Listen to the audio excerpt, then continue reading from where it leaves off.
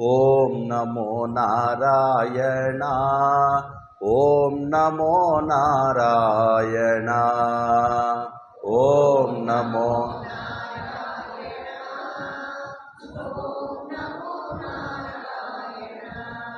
केशव हरि केशव हरि केशव हरि केशव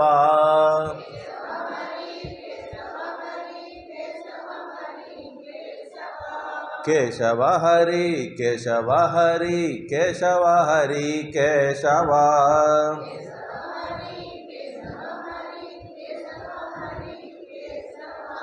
ओम नमो नारायण। ओम नमो नारायण। ओम नमो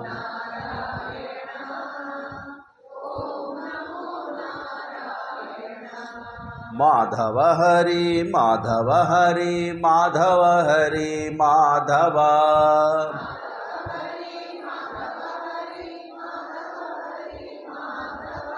माधव हरि माधव हरि माधव हरि माधव।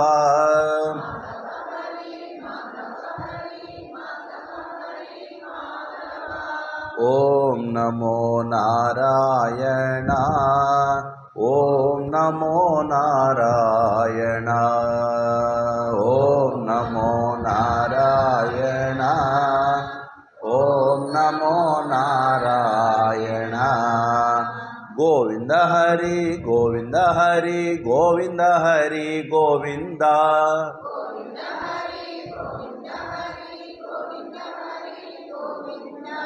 गोविंद हरि गोविंद हरि गोविंद हरि गोविंद।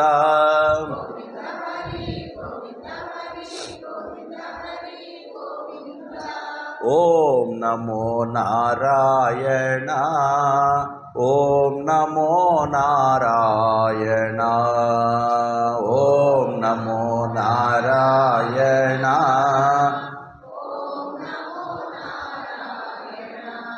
चिन्मय हरि चिन्मय हरि चिन्मय हरि चिन्मय।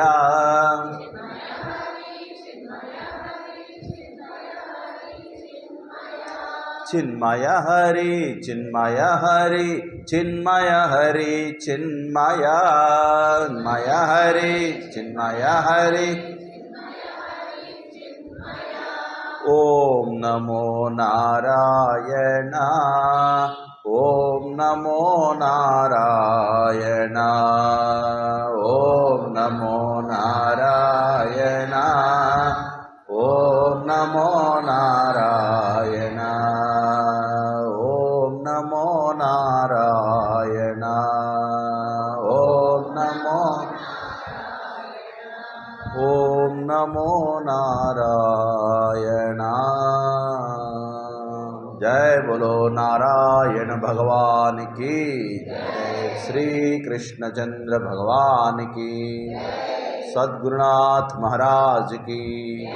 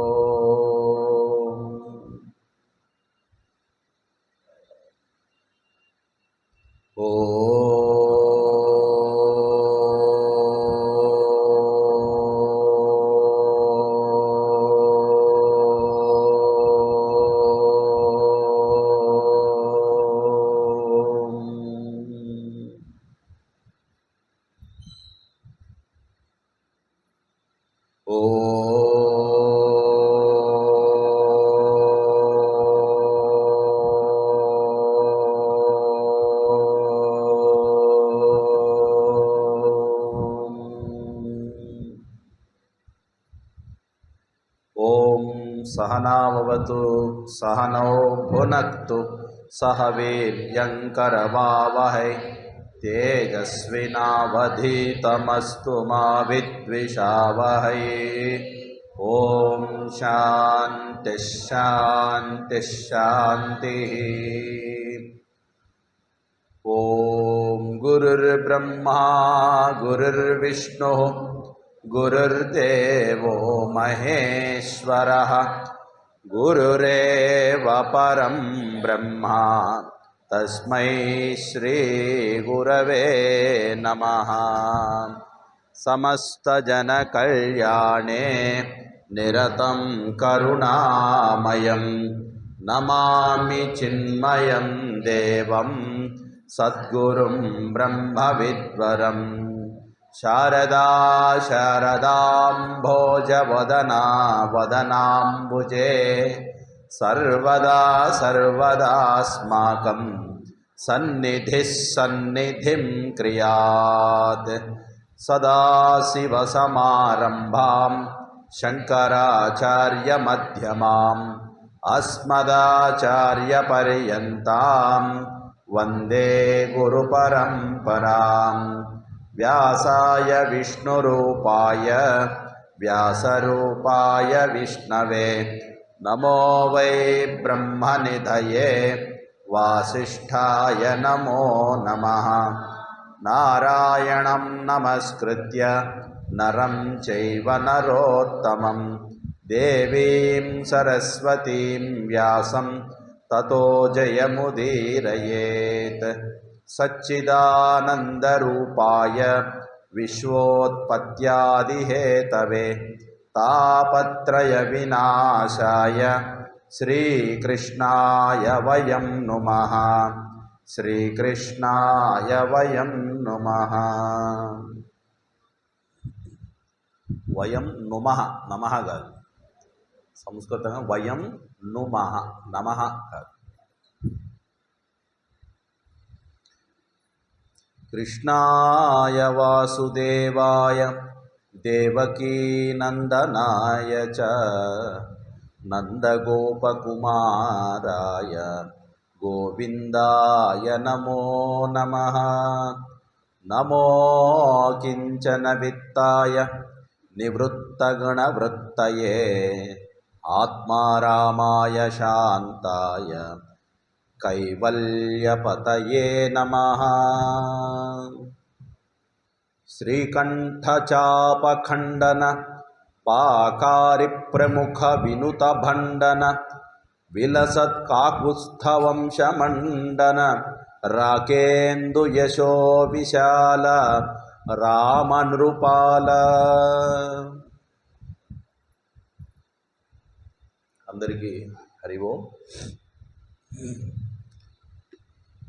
ఎంతవరకు చెప్పుకున్నాం? ఇంకా మీకు ఛాన్స్ లేదు, ఇవాళే లాస్ట్ కాబట్టి ఇవాళ ఏ ప్రశ్నలైనా వేయచ్చు, మీరు చెప్పాల్సిందే. బలరాముడు కృష్ణుడు ఒక్కడే వెళ్ళాడని తెలుసుకొని యాదవ సైన్యాన్ని పరివారాన్ని మొత్తాన్ని కూడా వెంటబెట్టుకొని చతురంగ బలాలతో కృష్ణుడికి సహాయం చేయాలి, రుక్మిణిని తీసుకురావడానికి వెళ్ళాడని తెలిసి మరి బలరాముడు కూడా తన హలాయుధాన్ని చేతబట్టి అక్కడి నుంచి యాదవ సైన్యంతో బయలుదేరి వచ్చాడు. మొత్తానికి కృష్ణుడు ముందే చేరుకున్నాడు. యాదవులందరూ ఆ బలరాముడితో కూడుకొని రాగా మరి ఇక్కడేమో శిశుపాలుడు ఏం చేస్తున్నాడు, వాళ్ళ యొక్క ఫ్రెండ్స్ని జరాసంధుడు, దంతవక్త్రుడు, అలాగే సాల్వుడు, ఇంకా పౌండ్రక వాసుదేవుడు అనేటువంటి వాళ్ళ దుర్మార్గపు బ్యాచ్ ఒకటి ఉంది. వాళ్ళందరినీ కూడా తమ తమ సైన్య పరివారంతో కృష్ణుడిని అడ్డగించాలి, కృష్ణుడు రుక్మిణీదేవిని తీసుకుపోకుండా ఆపాలి అనేటువంటి ఒక బలమైనటువంటి సంకల్పంతో శిశుపాలుడు కూడా సిద్ధంగా ఉన్నాడు. ఈ విషయము మరి కృష్ణుడికి ముందే తెలుసు, శిశుపాలుడికి కృష్ణుడు వస్తానని ముందే తెలుసు. ఇప్పుడు ఎలా ఉంది అని అంటే ఎత్తుకు పై ఎత్తు వేయడంలో ఎవరు దిట్టో ఇప్పుడు తేలాలి. కాబట్టి ఈ బయట జరిగేటువంటి జంజాటం ఇలా ఉంటే పాపం రుక్మిణీదేవి లోపల అంతఃపురంలో విలపిస్తూ ఉంది. ఎందుకని? అసలు ఈ వార్త ఆ అగ్నిద్యోతనుడనే బ్రాహ్మణుడు మా గురువుగారు కృష్ణుడి దగ్గరికి అసలు వెళ్ళాడా వెళ్ళలేదా, చేరవేశాడా చేరవేయలేదా, నా విన్నపాన్ని విజ్ఞప్తిని ఆయనకి విన్నవించాడా లేదా, ఒకవేళ విన్నా ఏమిటి పిల్ల ఇలా రాసి పంపించింది, ఇది తప్పు కదా, అని ఒకవేళ ఏమైనా నన్ను ఆ గురించి ఏమైనా అపార్థం చేసుకున్నాడా, అందుకని ఏమైనా కృష్ణుడు రాలేదా అనుకొని, ఒకవేళ కృష్ణుడు వచ్చినా అగ్నిద్యోతనుడు వచ్చినా ఇంకా నాకు తెలియలేదా, అసలు ఆయన మార్గాయాసంలో మధ్యలో ఏమైనా కుప్పగొల్పాడు, కుప్పగొల్పటం అంటే నడవలేక అలసటతో బడలికతో ఎక్కడైనా మధ్యలో ఆగిపోయాడు. ఇన్ని రకాలైనటువంటి ఆలోచనలు రుక్మిణీదేవి మనకి ఆ సిచ్యువేషన్లో రుక్మిణీదేవి స్థాయిలో ఉండి ఆలోచిస్తే తెలుస్తుంది. అవునా? ఐఐటి ఎంట్రన్స్ రాసామండి, నాకు రిజల్ట్స్ రావాలి. ఆ రిజల్ట్స్ అందరికీ వచ్చినాయి, అందరూ వాట్సాప్లో స్టేటస్ పెడుతున్నారు, all the best so and so అని చెప్పి వాళ్ళ ఫ్రెండ్స్ అందరివి కనిపిస్తున్నాయి. వీడిది ఆ రిజల్ట్స్ తెలుసుకొని రమ్మని ఎవరినో పంపాడు. ఎందుకంటే వాడి దగ్గర నెట్ లేదు, కొంతమంది పాపం నెట్ కంప్యూటర్ ఇంట్లో అవైలబుల్గా ఉండదు. వెళ్ళాడు, వాళ్ళ ఫ్రెండ్ వెళ్ళాడు చూసి రావడానికి, చూడటానికి వెళ్ళాడు. కనీసం చూసిన తర్వాత ఫోన్ చేసి వాళ్ళ ఇంటికన్నా బ్రహ్మాండంగా పాస్ అయ్యాడు ఫస్ట్ మార్కుల్లో అని చెప్పడానికి కూడా అక్కడ వాడు ఎటువంటి ప్రయత్నం చేయలే. ఇప్పుడు వీడేమో రిజల్ట్స్ కోసం వెయిట్ చేస్తున్నాడు. అరగంట దాటిపోయింది, గంట దాటిపోయింది. ఇప్పుడు ఎలా ఉంటుంది వీడి పరిస్థితి? నేను ఫెయిల్ అయ్యానా పాస్ అయ్యానా? ఎందుకనంటే రాసినందుకు వాడికి నమ్మకం ఉంది నేను పాస్ అవుతానని. కాకపోతే ఇవన్నీ ఇప్పుడు ఏంటంటే కంప్యూటర్ కరెక్షన్స్ ఇవన్నీ. ఇదివరట్లాగా మనుషులు కూర్చొని దిద్దేవాళ్ళు కాదు. అందుకనే మాకు స్కూల్లో పాఠాలు చెప్పే టీచర్స్ ఉండేవాళ్ళు, మ్యాథమెటిక్స్, సైన్సు, సోషల్ ఇలా సబ్జెక్ట్స్. వాళ్ళు చమత్కారంగా చెప్పేవాళ్ళు, ఒరే అబ్బాయిలు, మేము ఎంత బాగా నీ క్వశ్చన్ పేపర్ ఇచ్చి ఎంత బాగా నీ చేత అన్నీ బట్టి ఇచ్చినా, నువ్వు ఎంత బాగా పరీక్ష రాసినా ఆ పేపర్లు దిద్దేవాడి యొక్క మూడ్ని బట్టి ఉంటుందిరా ఒక్కొక్కసారి మార్కులు. వాళ్ళ ఆవిడ కాఫీ చక్కగా పొద్దున్నే పెట్టిస్తే నీకు ఏం సరిగ్గా రాసినా రాకపోయినా నీకు 90 మార్కులు పైన వస్తాయి. నువ్వు ఎంత బాగా రాసినా కాఫీ బాగా పెట్టక ఇంట్లో గొడవైందంటే అదే మూడుతో ఇక్కడికి వచ్చాడండి నీకు 60 రావచ్చు అని చమత్కారంగా చెప్పేవాళ్ళు. కాబట్టి ఇప్పుడు రిజల్ట్ ఏంటి, అసలు వచ్చాడా లేదా అని తనలో తాను పాపం చాలా కుమిలిపోతుంది రుక్మిణీదేవి. ఎందుకంటే చాలా ప్రమాదకరమైనటువంటి పరిస్థితి రాబోతుంది తనకి. జీవితంలో ఒకేసారి జరిగేటువంటి పెళ్ళి, ఆ వివాహము సరి అయినటువంటి పురుషోత్తముడితో నాకు జరగాలే కానీ సింహానికి చెందవలసినటువంటి భాగాన్ని నక్క తోలుకొని పోతే, నక్క అపహరించుకుపోతే ఎంత జుగుప్సాకరంగా ఉంటుందో, అత్యంత రమణీయమని కోమలి సుగుణవతి సౌందర్య రాశి ముగ్ధమోహన రూపిణి అయినటువంటి ఈ రుక్మిణి శిశుపాలుడి వశమైందా అని లోకులంతా కూడా నోరెళ్ళబెట్టే చూస్తారు. ఎవరికీ నచ్చల. నిజానికి విదర్భ దేశంలో ఉన్నటువంటి జనాలకి కూడా అసలు ఈ సంబంధం ఇష్టం లేదు. రుక్మిణీదేవికి కృష్ణుడే పతి అవుతాడని అందరూ అనుకుంటున్నారు. కానీ రాజు నిర్ణయం చేసిన తర్వాత ప్రజలు ఏం చేస్తారు పాపం? ఏమీ చేయలేరు. ఇప్పుడు ఇంట్లో పెద్ద ఆయన ఒక ఆయన ఉన్నాడండి, ఆయన నా మాటే శాసనం అన్నాడు. పాపం వీళ్ళు ఏదో అనుకుంటుంటారు. సడన్గా ఆయన వచ్చి రివర్స్గా ఇదే జరగాలి రేపు అన్నాడు అనుకోండి, వాళ్ళు ఏం చేస్తారు? ఇంట్లో వాళ్ళందరూ ఏం చేస్తారు? చచ్చినట్టు ఆమోదించాల్సిందే. అలాగే ప్రజలందరూ పాపం రాజు ఏర్పాటు చేశాడు, వివాహం జరగబోతోంది, మనకెందుకు లేదు, వాళ్ళ అమ్మాయిని ఎవరికిచ్చి చేసుకుంటే మొత్తానికి మనకి అన్నీ ఏర్పాట్లు చేస్తున్నాడు, కానుకలు కూడా ఇస్తాడు రాజు అనుకున్నారేమో. వాళ్ళు ఇల్లు వాకిళ్ళు అన్ని ద్వారాలు, ఇంటి పక్క ఉన్నటువంటి ప్రతి ఇల్లు కూడా మెరిసిపోతుంది దీపావళి కాంతులతో. ఇంకా రేపు పొద్దున్నే వివాహం. ఇప్పుడు అదే అనుకుంటుంది, ఏమని? కన్యామణి అయినటువంటి రుక్మిణి రేపే సుముహూర్తం, పెండ్లి నిశ్చయమైపోయింది. ఇటు పక్క శిశుపాలుడా నక్క కాచుకున్నట్టు కాచుకొని ఉన్నాడు, అపహరించు అంటే నన్ను పొందడం కోసం. ఈ వార్త ఇంతకీ చేరిందా లేదా, ఏమిటో నాకు పాల్పోవడం లేదు అని తనలో తాను ఇక కాస్త దుఃఖానికి లోనవుతూ ఆసక్తి పోయింది. అసలు అలంకారాల మీద, తిండి మీద నిద్ర పట్టట్లేదు. ఆ రాత్రి గడవాలి, ఉదయాన్నే సుముహూర్తం, అప్పుడు వివాహం జరుగుతుంది. ఇలా అనేక విధాలుగా భావిస్తుంది. అవునా?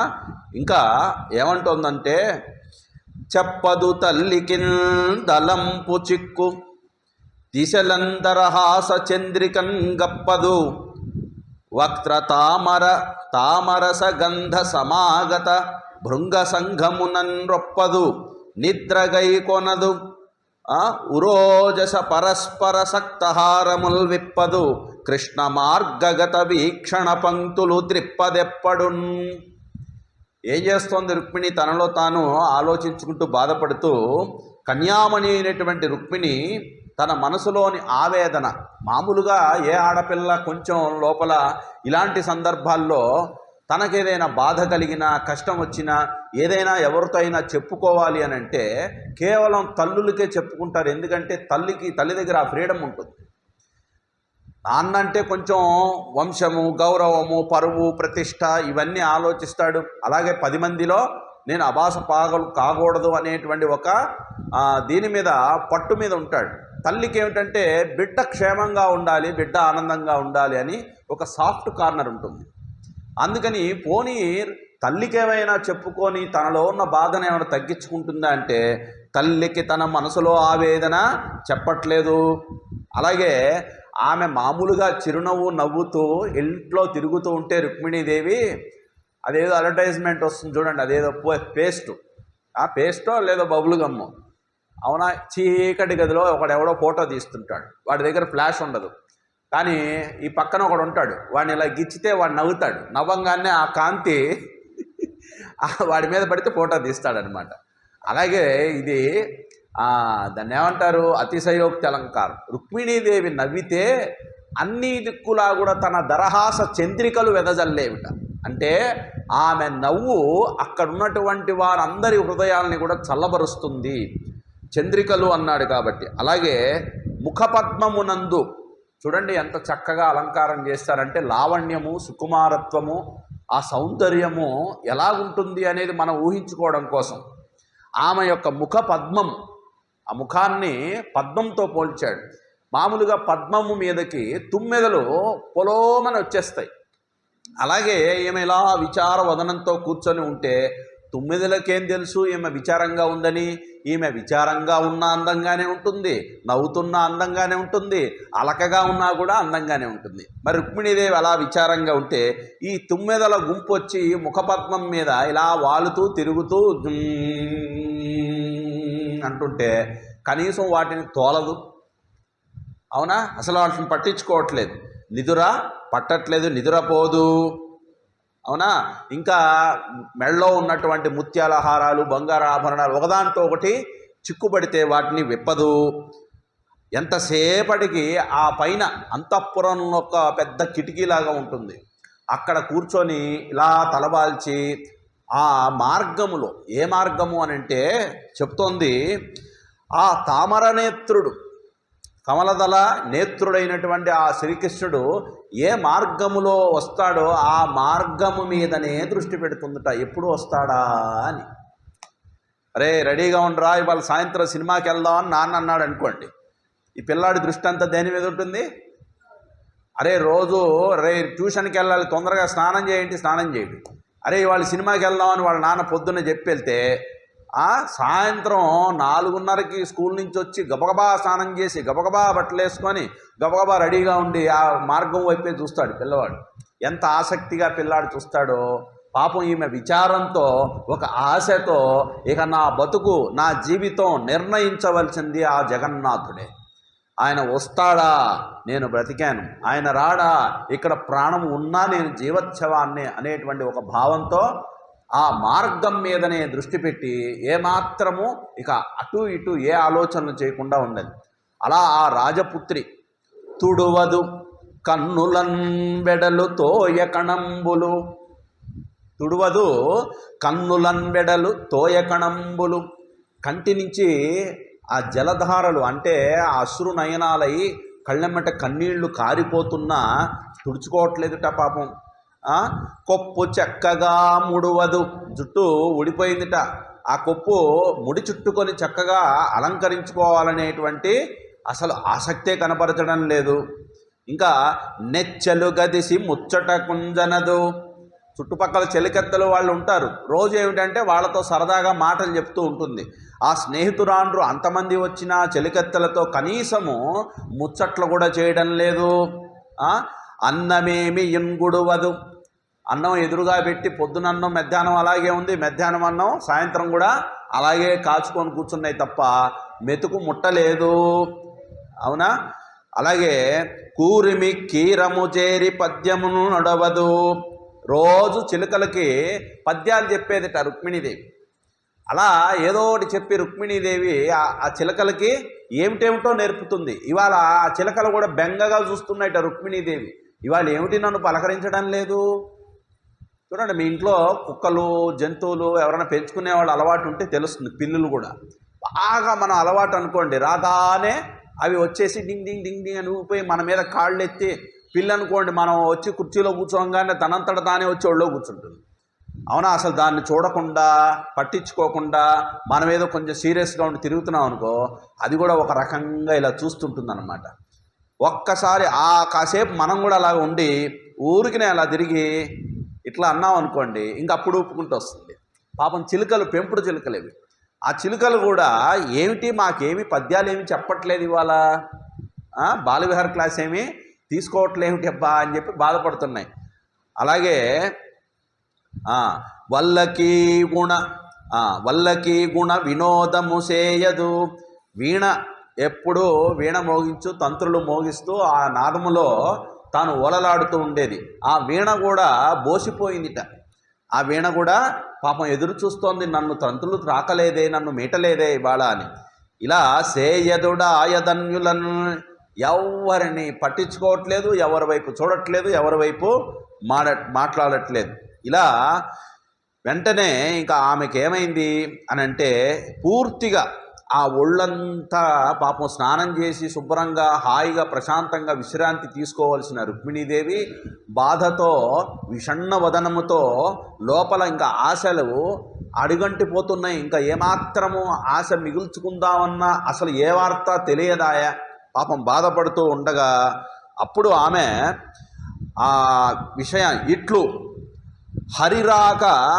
హరిరాకకు ఎదురు చూచుచు సకల ప్రయోజనములందు విరక్తయై మనోజానలంబునన్ బొగెలిడి మగువకు శుభంబు చెప్పు విచందమ్మున వామలోచన భుజంబులదెరె అంత కృష్ణుని యోగంబు వేగంబున బ్రాహ్మణుడు సన్నిధించిన. ఇలా బాధతో దుఃఖంతో కుంగిపోయి ఇలా బాధతో ఉంటున్నప్పుడు, ఎందుకంటే తన ప్రాణనాథుడు, తను కోరినటువంటి మనోహరుడు, జగన్నాటక సూత్రధారి, జగదేక వీరుడు, ఆయన గొప్ప ఈ లోకాలనే పాలించేటువంటి వాడిని వరించబోతుంది. అలాంటి వాడికి నేను ఎలాగైనా సరే నేను దక్కాలి అని భావం కలిగిన రుక్మిణీదేవికి ఆశలు అడుగంటిపోతున్న క్షణంలో అప్పుడు ఆమెకి ఎలాగైతే లంకానగరంలో అశోకవనంలో సీతమ్మ వారు ఇక రాముడు రాడేమో, ఇక నన్ను తీసుకుపోడేమో, అసలు నన్ను మరిచిపోయాడేమో, ఏ పురుషుడైనా ఇన్ని 10 నెలల పాటు ఒక స్త్రీ దూరంగా ఉండి ఎక్కడుందో తెలియకపోతే, జాడ తెలియకపోతే, ఎక్కడో చోట ఉండి ఎవరితోనే సెటిల్ అయిపోయిందిలే అనుకుంటారు సాధారణంగా. లేదా క్షత్రియులు కాబట్టి క్షత్రియులకి ఒక గుణం ఉంటుంది. ఇలా అపహరింపబడి భార్య ఎక్కడికి పోయిందో తెలియనప్పుడు వాళ్ళు మరి పట్టమహిషి ఉండాలి, రాజ్యం పాలించాలంటే సాధారణంగా ఏం చేస్తారంటే ఇంకో వివాహం చేసుకుంటారు.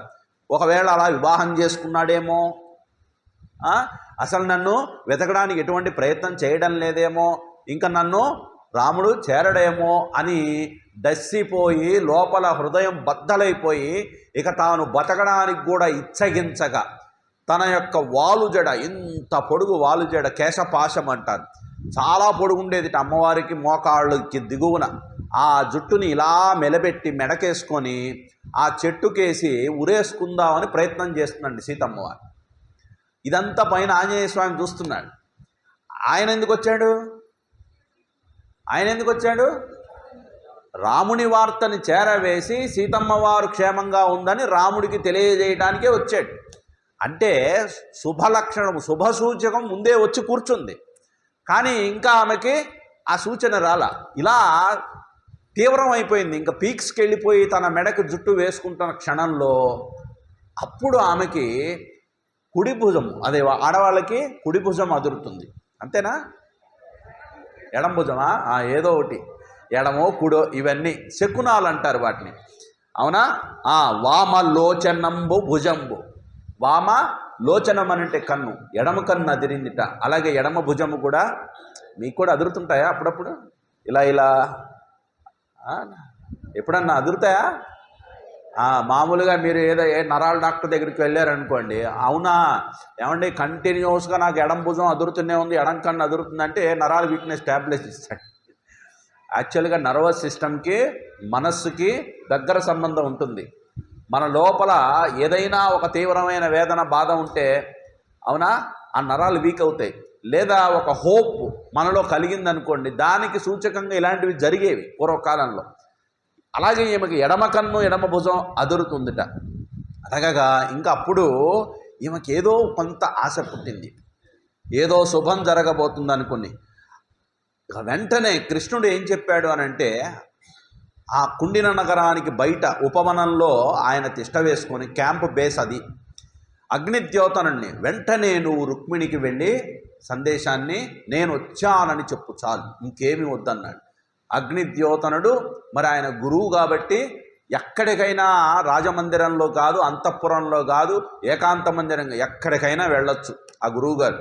ఆయన అలా అంతఃపురంలో ఉన్నటువంటి రుక్మిణీదేవిని కలవటం కోసం అని చెప్పేసి చాలా పరుగున వేగంగా, ఈ లోపలే ఇదంతా జరిగింది. ఏమో బాధపడటం. ఆ ద్వారం దగ్గరికి రాగానే అక్కడ వార్తాహరులు, ద్వారపాలకులు ఉన్నారు. నేను వచ్చానని రుక్మిణీదేవికి చెప్పండి అన్నాడు. వాళ్ళు పరుగున వచ్చి అమ్మ అగ్నిద్యోతనులు వారు ఇచ్చేశారమ్మా అని చెప్పగానే ఇక చూడండి 1000 వాట్స్ కాదు 10,000 వాట్స్ బల్బు ఒక్కసారిగా వెలిగి గంతేసినట్టుగా. ఎందుకంటే మళ్ళీ గెంతకూడదు. చూడండి, కొంతమందికి అనిపిస్తుంది, ఆడపిల్లలు కొంత ఇలాంటి వాతావరణంలో పెరిగిన వాళ్ళు మామూలుగా సినిమాలు అనుకోండి, ఎగ్గిరి గంతేసి ఇసిరేసి చుట్టుపక్కల వాళ్ళని తిప్పి ఏదేదో చూపిస్తాడు. ఎందుకంటే పిక్చరైజ్ చేయకపోతే జనాలు సినిమా చూడరు. అవునా వచ్చాడా కృష్ణుడు అనేసి వదిలేశారనుకోండి, ఎవ్వడ సినిమాకు పోడు. అవునా, కాస్త ఎగరటం, గెంతటం, చుట్టుపక్కల వాళ్ళని తిప్పటం.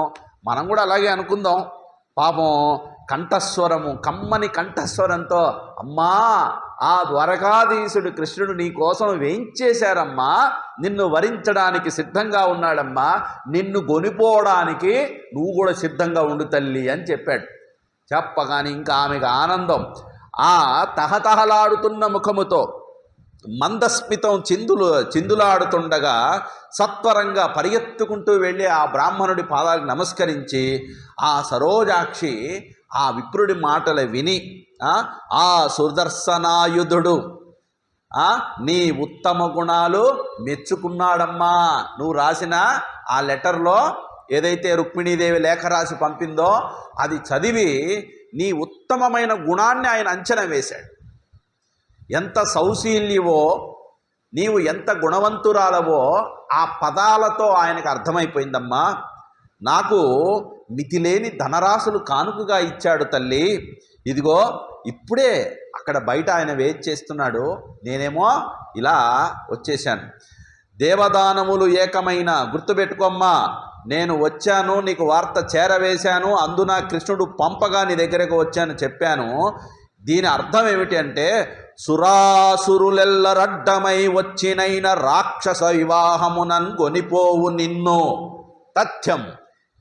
సురాసురులు కాదు, దేవదానవులు అందరూ ఏకమై ఎదురొడ్డి అడ్డం వచ్చినా సరే వాళ్ళందరినీ కూడా ఎదురు నిలిచి నిన్ను రాక్షస వివాహ పద్ధతిలో నిన్ను గొనిపోతానని నీకు విన్నమించమన్నాడమ్మా. నీ మంచి నడవడి, ఇది అండర్లైన్ చేసుకోవాల్సినటువంటి పాయింట్. ఏమని చెప్తున్నాడు అగ్నిద్యోతనుడు, సచ్చరితంబు భాగ్యమును, అవునా, నీ సచ్చరితంబు భాగ్యమును సర్వము నేడు ఫలించెను కన్యక. ఇన్నాళ్ళు నీవు ఏ సౌశీల్యాన్ని, ఏ నడవడికని, ఏ రకమైన, ఇప్పుడు చెప్పాలంటే బిహేవియర్ అండ్ క్యారెక్టర్ అని చెప్పండి, ఒక విధంగా చెప్పాలంటే అంత సౌశీల్యవతివి, అంత సౌభాగ్యాన్ని నువ్వు కలిగి ఉన్నావమ్మా. నీ యొక్క మంచి నడవడి, అలాగే దీనితో పాటు ఆ పరమేశ్వరుని యొక్క అనుగ్రహం, నీ అదృష్టం రెండూ ఈనాడు కలిసి వచ్చాయి. నాకు ఏ గుణము లేకుండా నాకు అన్నీ రావాలంటే ఏమీ రావండి. ఈ ప్రపంచంలో ఏదైనా ఒకటి మనకి దక్కాలి అని అంటే మనము ఏదో కొంత కృషి చేయకపోతే ఏది రాదండి. అవునా? ఇప్పుడు అన్నీ ఫ్రీగా కావాలి, అన్నీ ఈజీగా రావాలి, తొందరగా డబ్బు రావాలి, తొందరగా కోటీశ్వరుణ్ణి అయిపోవాలి, తొందరగా అనుభవించాలి, తొందరగా చనిపోవాలి. అంతే కదా. భోగాలు ఎక్కువ అనుభవించేస్తున్నాం అనుకోండి, ఇంద్రియాలు హీనమైపోతాయి. నేను చెప్పలేదు. కఠోపనిషత్తులో నచికేతుడు అంటాడు, యమధర్మరాజును చేరుకున్న తర్వాత, ఇంత చిన్న వయసులో నీకు బ్రహ్మ విద్య ఏమిటి నచికేత, తిప్పుకొడితే 7 ఏళ్ళు లేవు, హాయిగా వెళ్ళి ఆడుకోపో, మీ నాన్న దగ్గరికి వెళ్ళిపో, నీకు వరమిస్తాను, భోగభాగ్యాలు, వజ్ర వైడూర్యాలు, ధనకనక వస్తువాహనాలు ఇస్తాను, మంచి మేలైన అశ్వాలు ఇస్తాను, గజాలు ఇస్తాను, నీకు అనుభవించడానికి భోగాలు ఈ భూమండలంపై నువ్వు ఉన్నంతకాలము లెక్కలేనంత భోగాలు ఇస్తాను, తీసుకుపో అన్నాడు. చిన్న బాలుడండి, బ్రహ్మ విద్య నేర్పమని యమధర్మరాజు దగ్గరికి వస్తే ఆ నచికేతుడు ఏమన్నాడో తెలుసా? అయ్యా, ఏవైతే మీరు నాకు ఇస్తానని ఉన్నారో అవి మీరే పెట్టుకోండి, నాకొద్దు. ఎందుకో తెలుసా? ఇవన్నీ నాకు రావలసి ఉంటే, నా తలరాతలో ఉంటే వచ్చే తీరతాయి, ఇంక నేనెందుకు కోరుకోవటం? ఇది మనం బాగా గుర్తుపెట్టుకోవాలి. మానవులుగా భూమి మీద ఉంటూ మన ప్రయత్నాలు చేస్తున్నప్పుడు కొన్ని రాలేదని, కొన్ని వచ్చాయని, వచ్చినందుకు సంతోషిస్తాం, రానందుకు దుఃఖపడతాం. కానీ రానందుకు దుఃఖపడేటువంటి సందర్భంలో మనం ఆలోచన చేసి విచక్షణతో ఎందుకు రాలేదో మనం ఆలోచించక రాలేదో అని ఏడుస్తాం. వచ్చిన దానికి తెగ సంతోషించి ఇక మనము నా అంతట వాడు లేడు అనుకొని ఉబ్బి తబ్బిబ్బైపోతాం. రావటము, నీకు లభించడము, నిన్ను ఆనంద పెట్టడం ఎంత సత్యమో, రాకపోవటము, అది నీకు రాకూడదు అనే నిర్ణయం జరగటం కూడా అంతే సత్యం. రెండింటినీ సమంగా తీసుకోవటం అని అంటే సుఖభోగాలు వచ్చినప్పుడు నవ్వద్దు, ఆనందించద్దు అని చెప్పలే, దుఃఖం వచ్చినప్పుడు నువ్వు బాధపడద్దు అని చెప్పలేదు, కానీ శోకానికి లోను కాకూడదు. మనకేదైనా ఆప్తమైనది, చాలా ప్రియమైనది ఒక వస్తువో ఒక వ్యక్తో మనకు దూరం అయిపోయింది అనుకోండి, బాధపడటంలో తప్పు లేదు, కానీ శోకంలో మునిగిపోకూడదు. జీవితాన్ని శోకమయం చేసుకొని రాబోయే కాలంలో భవిష్యత్తులో నువ్వు ఎంత ఆనందపు గడియలు అనుభవించాలో వాటన్నిటినీ నువ్వు ఇంత చిన్న నిమ్మకాయ చుక్క లీటర్ పాలల్లోనో లేకపోతే ఒక గంగాళం పాలల్లో పడిందనుకోండి, ఏమైపోతుంది? విరిగిపోతుంది. అలాగే మన దుఃఖమే మన జీవితాన్ని దుర్భరం చేస్తుంది. కాబట్టి సుఖ దుఃఖాలు అనేటువంటివి మనకి ప్రాప్తించినప్పుడు ఇదంతా ఆ ఈశ్వరుని యొక్క అనుగ్రహం చేతనే వస్తున్నాయి. నీకేదైనా లభించకపోయినా రాకపోయినా అది ఎందుకు రాలేదు అనంటే, దాని వలన నీకేదో సరి అయినటువంటి విధానంలో నీ జీవితము చక్కబడదు అనే నిర్ణయం దేవుడికి తెలిసేమో. దీనికంటే బెస్ట్ ఏదో ఇవ్వటానికి ఇప్పుడు నీకు ఇది ఇవ్వలేదు అని నువ్వు ఆలోచించుకోవాలి. చిన్న చిన్న వాటికి మనం రాలేదని బాధపడిపోతుంటామండి. ఏమో నీకోసం ఏం ప్లాన్ చేశాడో, మరి అది నీకు లభించాలంటే ఊరికినే ఏం రాదు. ఏం చేయాలి? సచ్చరిత, అలాగే మంచి నడవడిక, సుహృద్భావన, అందరి యందు ప్రేమ, దయ, జాలి, కరుణ, ఈ శుభలక్షణాలు, దైవీ గుణాలు మెండుగా నీ గుండెలో ఉంటే, అవి నీవు నిత్య జీవితంలో ఆచరణలో పెడితే, ఎవ్వరికి హాని చేయనటువంటి గుణము నీకుంటే తప్పకుండా ఆ నీ నడవడియే నీ తలరాతని మారుస్తుంది. రావాల్సింది దుఃఖమే. చూడండి, దీంతో పాటుగా మనకు ఉండాల్సింది ఇంకొక గుణం ఏమిటి అని అంటే, మంచి నడవడిక, మంచి గుణము, మంచి సౌశీల్యము, మంచి దానపరత్వం ఉన్నా కొంతమందికి భక్తి ఉండదండి. చాలామంది ఇప్పుడు ఈ కాలంలో ఏం చేస్తున్నారు? ఏమంటే భక్తి అంటే కేవలం దేవుణ్ణి తలుచుకోవటం ఇదొకటే కాదు, మాకు అవన్నీ తలుచుకోకపోయినా మేము మంచి పనులు చేస్తున్నాం అంట. కానీ అక్కడ ఒకటి గుర్తుపెట్టుకోవాలి, ఏమిటి అని అంటే, భక్తి గనక మనకి ఈ గుణాలకు తోడైంది అనుకోండి,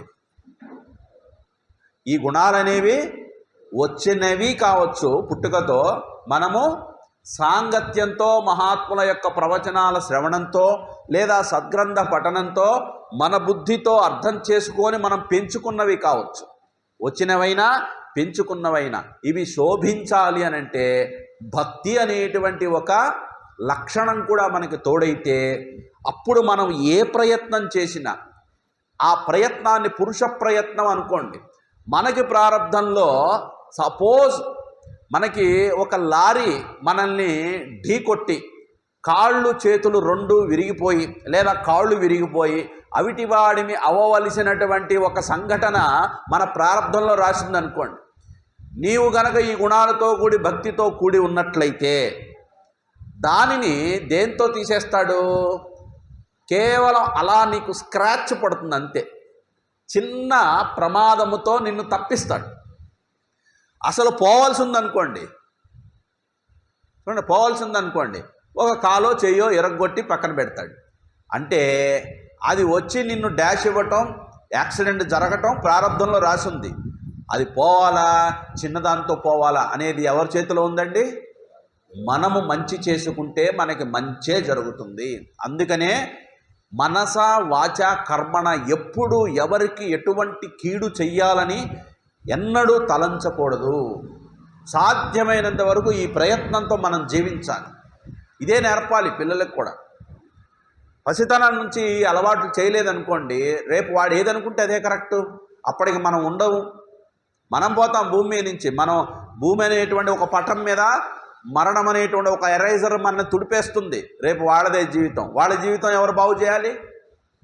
నీవిచ్చినటువంటి సంస్కారం, నీవిచ్చినటువంటి జ్ఞానం, నీవిచ్చినటువంటి ఒక సత్ప్రవర్తన వాడికి చివరి వరకు తోడుంటుంది. కాబట్టి మనకి ఎన్ని ఉన్నా, నేను చెప్పడం ఏమిటి, కులశేఖర ఆళ్వారులు ముకుందమాలలోనే చెప్తాడు, అలాగే భక్త ప్రహ్లాదుడు చెప్తాడు, ఈ ప్రపంచంలో నీకు ఎన్ని ధనరాశులున్నా, నీకు ఎంత గొప్ప కీర్తి ఉన్నా, నువ్వు ఎంత గొప్పవాడవైనా, ఎంత దానకర్ణుడవైనా, భక్తి అనేటువంటి కుసుమం నీకు అలంకారంగా లేకపోతే నువ్వు ఎంత చేసినా దండగే అన్నాడు. ఎందుకనంటే భక్తి లేదనుకోండి, బహుశా నేను విరివిగా దానాలు చేయొచ్చు, అన్నదానం చేయొచ్చు, వస్త్రదానం చేయొచ్చు, ఎంతోమంది బీదలకు నేను దానం చేయొచ్చు. అక్కడ ఏ భావన ఉంటుందండి? ఏ భావన ఉంటుంది? ఏం లేదు, నేనే దానం చేస్తున్నాను, ఇంతమందికి చేశాను, ఇదిగో పోస్టర్స్ వెనక వేసుకుంటాడు, దాన వీర సూర కర్ణ పెద్ద పోస్టరు. అవునా? వాళ్ళ ఫ్రెండ్స్ మన ముందేమో నాకు పేరేమొద్దండి, పేర్లు చెప్పకండి అంటాడు. మళ్ళీ పక్కకి వెళ్ళిన తర్వాత స్టేటస్లో పెట్టండి, నా ఫోటోలు పెట్టండి అందరూ. కొంతమంది వృద్ధాశ్రమాలకు వెళ్ళి అక్కడేమిటో ఆశ్రమాలకు వెళ్ళి ఇచ్చేటప్పుడు ఫోటో, పాపం వాళ్ళేమో కొడుకో కోడలో వాళ్ళేదో ఇంట్లో సరిగా చూడక ఒకళ్ళకి కాళ్ళు కుళ్ళిపోయి ట్రీట్మెంట్ తీసుకోలేక ఆ డబ్బులు ఎవరో ఏదో పింఛన్ ఇస్తే ఆ పింఛన్తో ఆ వృద్ధాశ్రమంలో ఉంటుంటే వాళ్ళు ఒకప్పుడు చాలా, నిజంగా చెప్తున్నానండి, మా ఆశ్రమాల్లో రిటైర్డ్ ఎండిఓలు, రిటైర్డ్ ఆర్డీఓలు, రిటైర్డ్ తహసీల్దార్లు, రిటైర్డ్ ఎస్పీలు, డిఎస్పీలు కూడా వచ్చి మన ఆశ్రమంలో వానప్రస్తులుగా ఉన్నవారు ఉన్నారండి. వాళ్ళ అబ్బాయిలు అమ్మాయిలు ఎవరు చూడకపోతే వాళ్ళ యొక్క దుర్భరమైన పరిస్థితిని ప్రశాంతంగా ఆశ్రమంలో గడుపుదామని వస్తారు. ఇప్పుడు వీడి దగ్గర మహా అయితే ఒక 1,00,000 రూపాయలు 2 లక్షలు వస్తాయనుకోండి, వీడు 2 దుప్పట్లు తీసుకొచ్చి లేకపోతే 2 కంచాలు తీసుకొచ్చి ఆయన చేతిలో పెట్టి ఫోటో దిగితే ఆయనకి ఏమనిపిస్తుంది మనసులో? చెప్పండి. ఒకప్పుడు నేను ఎలా బతికానో ఇప్పుడు నాకు వేరే వాళ్ళు ఎవరో ఇస్తుంటే నేను తీసుకునేటువంటి స్థితిలో నేను ఉన్నానని కుమిలిపోతుంటాడు మనసులో. కానీ మనమేమో నవ్వుతాత అంటాం. ఆయనేం బాధపడుతున్నాడు, నీకోసం నవ్వాలా? నువ్వు ఇచ్చే దానం 10 మందికి తెలియాలా? అదే భక్తి ఉందనుకోండి, గుప్తంగా చేయాలి అని శాస్త్రం చెప్తుంది. గుర్తించినా గుర్తించకపోయినా అసలు నువ్వు ఎవరికి ఇస్తున్నావయ్యా? ఎవరికి ఇస్తున్నావు? నీ ధనం ఎక్కడిది? నీ ధనం సంపాదించిన ధనం ఎక్కడిది? నీ ఆస్తిపాస్తులు ఎక్కడివి? ఈ ప్రకృతి నుంచే నువ్వు సంపాదించావు. ఈ ప్రకృతి ఎవరి సొత్తు? భగవదధీనం. గుర్తుపెట్టుకోవాలి. ఈశావాస్యమిదగం సర్వం. ఇదంతా ఎవరిది? భగవంతుని చేత వ్యాపించబడి, భగవంతుడి చేత సృష్టింపబడి, భగవంతుడు ఇస్తే మనకొచ్చింది. కాకపోతే నువ్వు కర్మ చేశావు కాబట్టి దానికి ఫలిత రూపంలో నీకు డబ్బులు ఆయనే ఇచ్చాడు. పూజ కూడా చేస్తుంటాం, పూజల్లో ఎన్ని సమర్పిస్తుంటాం భగవంతుడికి. నిజానికి ఒక పువ్వు కూడా, చివరికి నువ్వు ఒక పువ్వు కోసుకు వచ్చి భగవంతుడికి పెట్టిన, ఒక మాల అల్లి భగవంతుడికి వేసిన, నువ్వేదో వేశాను అది నేను తీసుకొచ్చాను, నీ సొమ్ము నువ్వు డబ్బులు పెట్టి కొన్నా, ఆ పువ్వు సృష్టించింది ఎవరు? ఆ పువ్వు అలా వికసించడానికి వెనక తెలివి ఎవరు? నీ తెలివి ఏమీ లేదు. నువ్వు కేవలం డబ్బులు పడేసి అందమైన పుష్పాలని పుష్పమాలగా తయారు చేసి మెడలో వేసావు. అదే భక్తి ఉందనుకోండి, ఏమంటాడు? హిందీలో ఒక సామెత ఉంది, తేరా తుజ్జుకో అర్పణ్, నీది నీకే నేను సమర్పించుకుంటున్నాను స్వామి, నాదంటూ ఏమీ ఇక్కడ లేదు. నేనెవరిని? ఆ ఇచ్చేటువంటి భాగ్యాన్ని నాకు సమర్పించావు, నాకు ప్రసాదించావు. ఆ పుష్పమాల నా చేతిలోకి వచ్చే విధంగా, అది తిరిగి నీ మెడలో వేసే విధంగా నువ్వే నాకు ఆ పరిస్థితిని, ఆ భాగ్యాన్ని, ఆ అదృష్టాన్ని నాకు కల్పించావు. అందుకని అగ్నిద్యోతనుడు అంటున్నాడు, నీ అదృష్టం బాగుందమ్మా, కృష్ణుడు వచ్చాడు తల్లి, నీ యొక్క ప్రవర్తనకి సరైనటువంటి ఫలితం వచ్చింది. నీ సచ్చరిత్రయే ఈనాడు కృష్ణుణ్ణి, అక్కడ ఉన్న కృష్ణుణ్ణి ఇక్కడికి రప్పించింది. ఆయన కదిలాడు అని అంటే ఇంకేం కావాలి నీకు? జగన్నాథ రథయాత్ర జరిగితే కోట్ల మంది పడి కాపులు కాసుకొని ఆ వీధులు మొత్తం నిండిపోతుందా, నిండిపోదా? అలాంటిది ఒక విగ్రహాల రూపంలో ఉన్న పూరి జగన్నాథుడు రథయాత్రకే అన్ని కోట్ల మంది జనం ఆరి పార 1000 కళ్ళేసుకొని ఎదురు చూస్తుంటే, సాక్షాత్తు నిజంగా కృష్ణుడే దిగి వచ్చినప్పుడు రుక్మిణీదేవికి ఇంకెంత ఆనందమయ్యాలి. ఆ రుక్మిణిమిగా నన్ను నేను ఊహించుకున్నప్పుడు, ఎవరికి వాళ్ళు మనల్ని మనం రుక్మిణిగా భావించుకున్నప్పుడు, పరమాత్మని చేరాలని తపించే ఒక జీవుడుగా నన్ను అనుకున్నప్పుడు, ఆహా పరమాత్ముడే నన్ను రక్షించడానికి వచ్చాడా అనే ఒక భావనతో, నిజంగా ఇదే కథ, ఇలాంటి కథ శ్రీరామకృష్ణుల వారి యొక్క సచ్చరిత్రలో చూస్తే, ఇలాంటి సందర్భాల్ని ఎవరైనా పురోహితుడో లేకపోతే ఒక పండితకారుడో చెబుతూ ఉంటే ఇలా వింటూ, అమ్మా ఆ ద్వారకానాథుడు, ఆ శంఖచక్ర గదాధారి అయినటువంటి ఆ పద్మనాభుడు నీ కోసం వేయించేశాడమ్మా అనే పదం విన్నాడనుకోండి, రామకృష్ణులు అలా తన్మయత్వంలోకి వెళ్ళిపోయి తనను తాను రుక్మిణిగా భావించుకొని అలా సమాధిలోకి వెళ్ళిపోయేవారండి. దీన్ని భావ సమాధి అంటారు. ఇలాంటి స్థితి రావాలంటే మనస్సు ఎంతో ఎంతో స్వచ్ఛంగా ఉండాలి. కించిత్తు కూడా కల్మషం లేకుండా ఉన్న మనస్సుకే ఇలాంటి భావ సమాధి అనేది కుదురుతుందండి. ఎందుకు పురాణాలు వినాలి, ఎందుకు కథలు వినాలి? మనకు తెలిసిందే కదా, రుక్మిణి కళ్యాణం సినిమాలు చూసాము, హరికథలు విన్నాము, పుస్తకాలు చదివాము. అంటే ఎందుకు అన్నిసార్లు శ్రవణం చేయాలి రామాయణం, మహాభారతం మొదలైనటువంటి పురాణాలు అని అంటే, ఎన్నిసార్లు విన్నా నీకు ఆ స్థితి రావట్లేదు అంటే మళ్ళా వినాలి. ఆ స్థితి కలిగే అంత స్వచ్ఛత నీకు వచ్చే వరకు వినాలి. వచ్చిందా నీ జన్మ ధన్యం. ఇక మళ్ళా పునర్జన్మన విద్యతే. ఇక ఆ పరమేశ్వరుడిలో నువ్వు ఐక్యమైపోవాల్సింది. ఆ స్థితి గనక వస్తే అది వస్తుందా రాదా అనేది మన సాధన మీద, మనలో ఉన్న భక్తి యొక్క తీవ్రత మీద ఆధారపడింది. ఇలా చెప్పగా ఇంకా రుక్మిణీదేవి ఆనందంగా అంటుంది, అగ్నిద్యోతనుడు పలుకులు ఆలకించినటువంటి విదర్భరాజ పుత్రి వైదర్భి ఇలా అన్నది, ఓ శిరోమణి, బ్రాహ్మణ వంశానికే శిరోమణి అయినటువంటి ఓ అగ్నిద్యోతన, బంధువుల పాలిటి నువ్వు చింతామణి వంటి వాడివి. చింతామణి అని అంటే మనసులో ఉన్న చింతలని దూరం చేసేటువంటి వాడా. నా సందేశమును ఆ తోయజదలాక్షునకు ఇచ్చినావు కదా, అవునా? నన్ను ప్రాణాలతో నిలిపినావు ఈనాడు ఇచ్చి. అలాగే నీ కరుణ వల్ల ఇంకొక 2-3 క్షణాలు గనక నువ్వు రానట్లయితే ఏమో నా ప్రాణం పోయేదేమో, నా ప్రాణనాథుడికి నేను చెందడం లేదు, ఆయన నన్ను తీసుకువెళ్ళట్లేదని గనక ఆ ఆలోచనలో మునిగిపోయిన నాకు 2 క్షణాలు లేట్ అయింటే నేను శరీరం వదిలేదాన్నేమో. నీ వంటి పుణ్యాత్ములు ఈ భూమి మీద ఉన్నంత వరకు నాలాంటి వారికి ఎటువంటి బెంగ లేదు. కాబట్టి నీలాంటి వాళ్లే మాలాంటి వాళ్ళని రక్షిస్తుంటారు. నీ వనర్చినటువంటి ఈ ఉపకారానికి ప్రత్యుపకారం ఏమి చెయ్యాలో నేను ఎరుగని దానిని, ఓ భూసురోత్తమ, నేను చేయగలిగిన, నేను ఇవ్వగలిగిన ఏదైనా ప్రత్యుపకారం ఏదైనా ఉన్నదా అనంటే దోసిలి ఒగ్గి శిరస్సు వంచి నీకు నమస్కరిస్తున్నాను. ఇదొక్కటే నేను చేయగలను. ఎవరు? సాక్షాత్ శ్రీ మహాలక్ష్మి స్వరూపిణి అయిన రుక్మిణి అండి. ఇక్కడ ఇలా ముకుళిత హస్తాలతో నమస్కరించడం వేరు, దోసిలొగ్గి అనే పదం చాలా పెద్దదండి. దోసిలొగ్గటం అంటే ఏమిటి? ఏదైనా అర్థిస్తూ పెడితే ఇలా దోసిలి ఒగ్గటం అంటారు.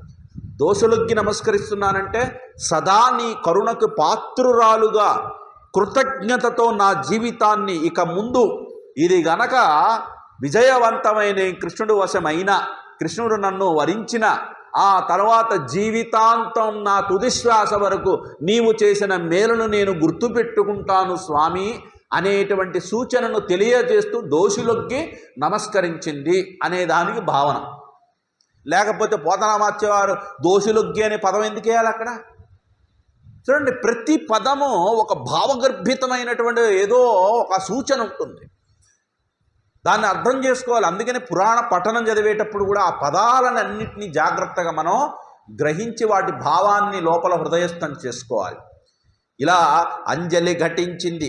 అంతటా కృష్ణ బలరాములు వచ్చారని తెలుసుకున్న భీష్మక మహారాజు ఇక తన స్వయంవరానికి వచ్చారని తెలిసి భీష్మకుడు మంగళవాద్యములతో ఎదిరేగి శాస్త్రోక్త విధానంలో వారిద్దరిని పూజించాడట. మధుపర్కాలనిచ్చాడు. మధుపర్కం అంటే ఏమిటి? రేపు మనం చెప్పుకుంటాం, కళ్యాణం జరిగేటప్పుడు అది కూడా జరుగుతుంది. నానా విధాలైనటువంటి అంబరాల నగలు మొదలైన కానుకలని వాళ్ళకి సమర్పించుకున్నాడు.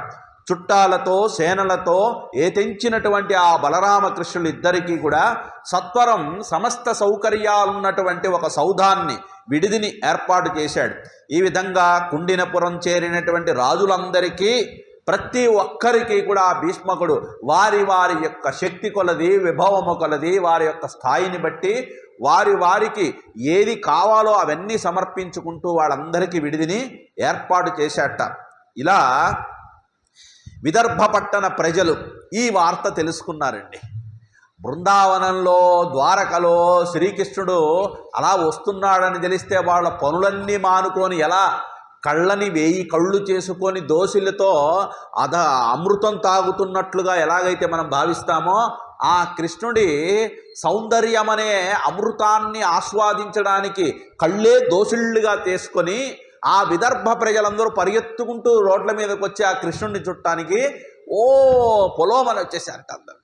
ఒక పెద్ద ఉత్సవం జరగబోతుందండి. రుక్మిణీదేవి కళ్యాణం కన్నా కృష్ణుడిని దర్శనం చేసుకోవడానికి ఎక్కువ మంది బయటకు వచ్చారట. ఇలా ఆ వదన సౌందర్యాన్ని ఆస్వాదిస్తూ వాళ్ళందరూ ఒకళ్ళు ఏం మాట్లాడుకుంటున్నారు, ఎంత బాగుంటుందో చూడండి. ఏమంటున్నారంటే, తగుని చక్రి విదర్భరాజ తనకు రాజసుతకు తథ్యంబు వైదర్భియుందగు నీ చక్రికి. ఇతడు ఈ చక్రి అంటే చక్రధారి అయినటువంటి వాసుదేవుడు మన విదర్భరాజ పుత్రైన రుక్మిణికి తగిన వరుడు. మన రుక్మిణి కూడా ఈ కృష్ణునికి తగినటువంటి జోడే. ఇంత మంచిదగునే.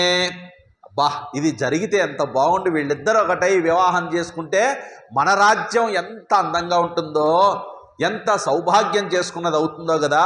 దాంపత్యమీ ఇద్దరిదగులంగట్టిన బ్రహ్మ నేర్పరి కదా. అసలు వాళ్ళ నోట్లోంచి ఏమొస్తుందనంటే, అసలు పెళ్లి కొడుకు పెళ్లి కూతురు వీళ్ళిద్దరే అనుకుంటున్నారు. వీళ్ళందరూ అంటే వాడి మనసులో అంత బలంగా సంకల్పం ఉంది. ఆ విధాత బ్రహ్మ వీళ్ళిద్దరిని కలపడానికి ఎటువంటి పరిస్థితులు ఏర్పరిచాడు. మొత్తానికి వీళ్ళిద్దరూ ఒకటవటం మాత్రం ఖాయమని జనాలందరి యొక్క సంకల్పం. దర్పాహతారాతి అయి మగడవుగావుత చక్రీ రమణికిన్ మా పుణ్యమూలంబునన్. ఒకవేళ గనక ఈ చక్రాయుధుడు తన పరాక్రమముతో ఇక్కడున్నటువంటి శత్రుమూకలందరినీ పారద్రోలి ఈయనే పెండ్లాడితే ఎంత బాగుంటుందో కదా వాళ్ళు అనుకుంటున్నారు అని పలికిరా సమయంబున. సన్నద్ధులై బహుశాస్త్ర సమేతులై బలసి చుట్టున వీర భటులు గొలువ ముందట ఉపహారములు గానుకలు గొంచు వర్గంబులై వార వనితలేగ పుష్ప గంధాంబర భూషణ కలితలై పాడుచు భూసుర భార్యలరుగ బాణవ మర్దల శంఖపట కాళవ వేణు భేరే ధ్వనులు మిన్ను పిక్కంటిల్లగా దగిలి సకులు గొలువ తల్లులు బాంధవ సతులు దొడరాగ సవినయగా నగరు వెడలి నడచే నగజాతకును మక్క బాల చికుర పిహిత పాలయగుచు. ఇలా అనుకుంటున్న సమయంలో ఈ పాలతలాన అంటే పాలమనంటే ఇదండి, నుదుటిని పాల అంటారు. పాల కాదు, ఏమంటారు? పాల కాదు, మళ్ళీ పాల అంటే మళ్ళీ ఆవు పాలు గేదె పాలు. పాల ఒత్తుపా. తెలుగులో బాగా అందరు గుర్తుపెట్టుకోండి, తెలుగులో సంస్కృతంలో ఫ అనే అక్షరమే లేదు. ఫలితం అనకూడదండి, ఫలితం అనాలి. ఏమనాలి? ఫలితం. ప ఫ. ఫాల భాగాన అంటే ఈ నుదుట భాగాన ముంగురులు ముసురు కొనగా, ఆ రుక్మిణీదేవి యొక్క ముంగురులు ఇలా గింగిరిని తిరిగితే ఆ పాల భాగాన ముసురు కొనగా రుక్మిణీ కన్య, ఆ రుక్మిణీదేవి గౌరీదేవిని అర్చించడం కోసం, అంటే దాదాపు ఇంకా సూర్యోదయం కావస్తోంది, అంతఃపురం నుండి సపరివారముగా అమ్మవారి దుర్గామాత గుడి కోసం ఊరి చివర ఉన్న దుర్గామాత గుడికై బయలుదేరిందిట. ఇక ఆమె వస్తుంటే ఎట్లా ఉంది సెక్యూరిటీ, ఎవరెవరు చుట్టూ ఉన్నారు అంటే వీరభటులు అసలు ఏమిటో యుద్ధానికి వెళ్తున్నట్టుగా కవచాలు ధరించారట. అవసరం లేదు, పెళ్ళిళ్ళలో ఇవన్నీ కనిపిస్తాయా? కానీ భయం కదా, రుక్మికి చాలా భయం. ఎలాగైనా సరే ఇక్కడ కాస్త మనం పటాలం ఏర్పరచాలనుకున్నాడు. వీరభటులు కవచాలు తొడుక్కొని పలు రకములైన ఆయుధాలు చేత పట్టుకొని ఆమెని పరివేష్టించి నడుస్తున్నారట. March fast, left right left అని నడుచుకుంటూ పోతున్నారు. ఆమెమో వయ్యారంగా సుకుమారంగా, ఇక కృష్ణుడు వచ్చాడని తెలిసింది కాబట్టి ఏ చీకు చింత లేదు, చిరునవ్వులు చిందించుకుంటూ పోతుంది. ఈ మొహం చూసి రుక్మికేమో భయం, అమ్మో ఇదేదో నవ్వుతోంది, ఏదో జరగబోతోందని భయం. అవునా? చూసే వాళ్ళందరికేమో ఒక పండగలాగా ఉందట. అలా బయలుదేరింది. వారకాంతలు అంటే సచ్చరిత కలిగినటువంటి అనేక మంది కాంతలు ఇక ప్లేట్లలో పెద్ద పెద్ద దేశంలో తినుబండారాలు, అనేకమైనటువంటి పుష్పమాలలు, వీటన్నిటినీ చేతబూనుకొని ఊరేగింపు వెళ్తుంటారు కదా పెళ్ళిళ్ళప్పుడు. ఏం చేస్తారండి? ఇప్పుడు ఏం చేస్తున్నారు నాకు తెలియదండి, చెప్పండి. ఇప్పుడు ఊరేగింపులకి వెళ్తున్నారా? ఊరి చివరి దేవాలయాలకు వెళ్తున్నారా? ఏమో. ఇప్పుడు అందరి చేతుల్లో ఏ బేసన్లు ఇవి మోసే ఓపిక వెళ్ళావు, నరాల బలహీనత, నడుము నొప్పులు, కాళ్ళ నొప్పులు, భుజాల నొప్పులు, మోయడానికి కూడా పని వాళ్ళని పెట్టుకొని రోజుకు 150 రూపాయలు 200 ఇచ్చి మోయించుకుంటారేమో. కానీ ఈ ముత్తైదువులు అమ్మలక్కలు ఇప్పుడు చేతిలో ఏమి పట్టుకొని మోసేటువంటి దాఖలాలు లేవు. నాకైతే ఇక్కడికి 9 సంవత్సరాలు కావస్తుంది రేపు అక్టోబర్కి విజయనగరం వచ్చి. ఎక్కడ నేను అటువంటి పిక్చర్ అయితే నేను చూడలేదు. అవునా? అయితే మరి ఏం మోసుకొస్తున్నారు అందరూ ఇప్పటి కాలంలో అంటే చక్కగా సెల్ ఫోన్లు, ఆ ఊరేగింపులో కూడా. అవునా? ఆ పెళ్లి కూతురు వెనకొస్తుంటే జనాలందరూ రావాలి, నేను కూడా పడాలి. ఇంతకీ పెళ్ళి నీదే అవదా? జనాలందరూ దీంట్లోకి రావాలి, నేను కూడా పడాలి. అవునా? అందరి చేతుల్లో అవే. కానీ ఆ కాలంలో వీళ్ళందరూ కొత్త చీరలు కట్టి చక్కగా సొమ్ములు అలంకరించుకొని ముందు పక్క వెళుతూ ఎంత సుమధురమైనటువంటి పాటలు, ప్రతి ఒక్కరికి ఆ కాలంలో నోట పాటలు ఉండేవిట. అవునా?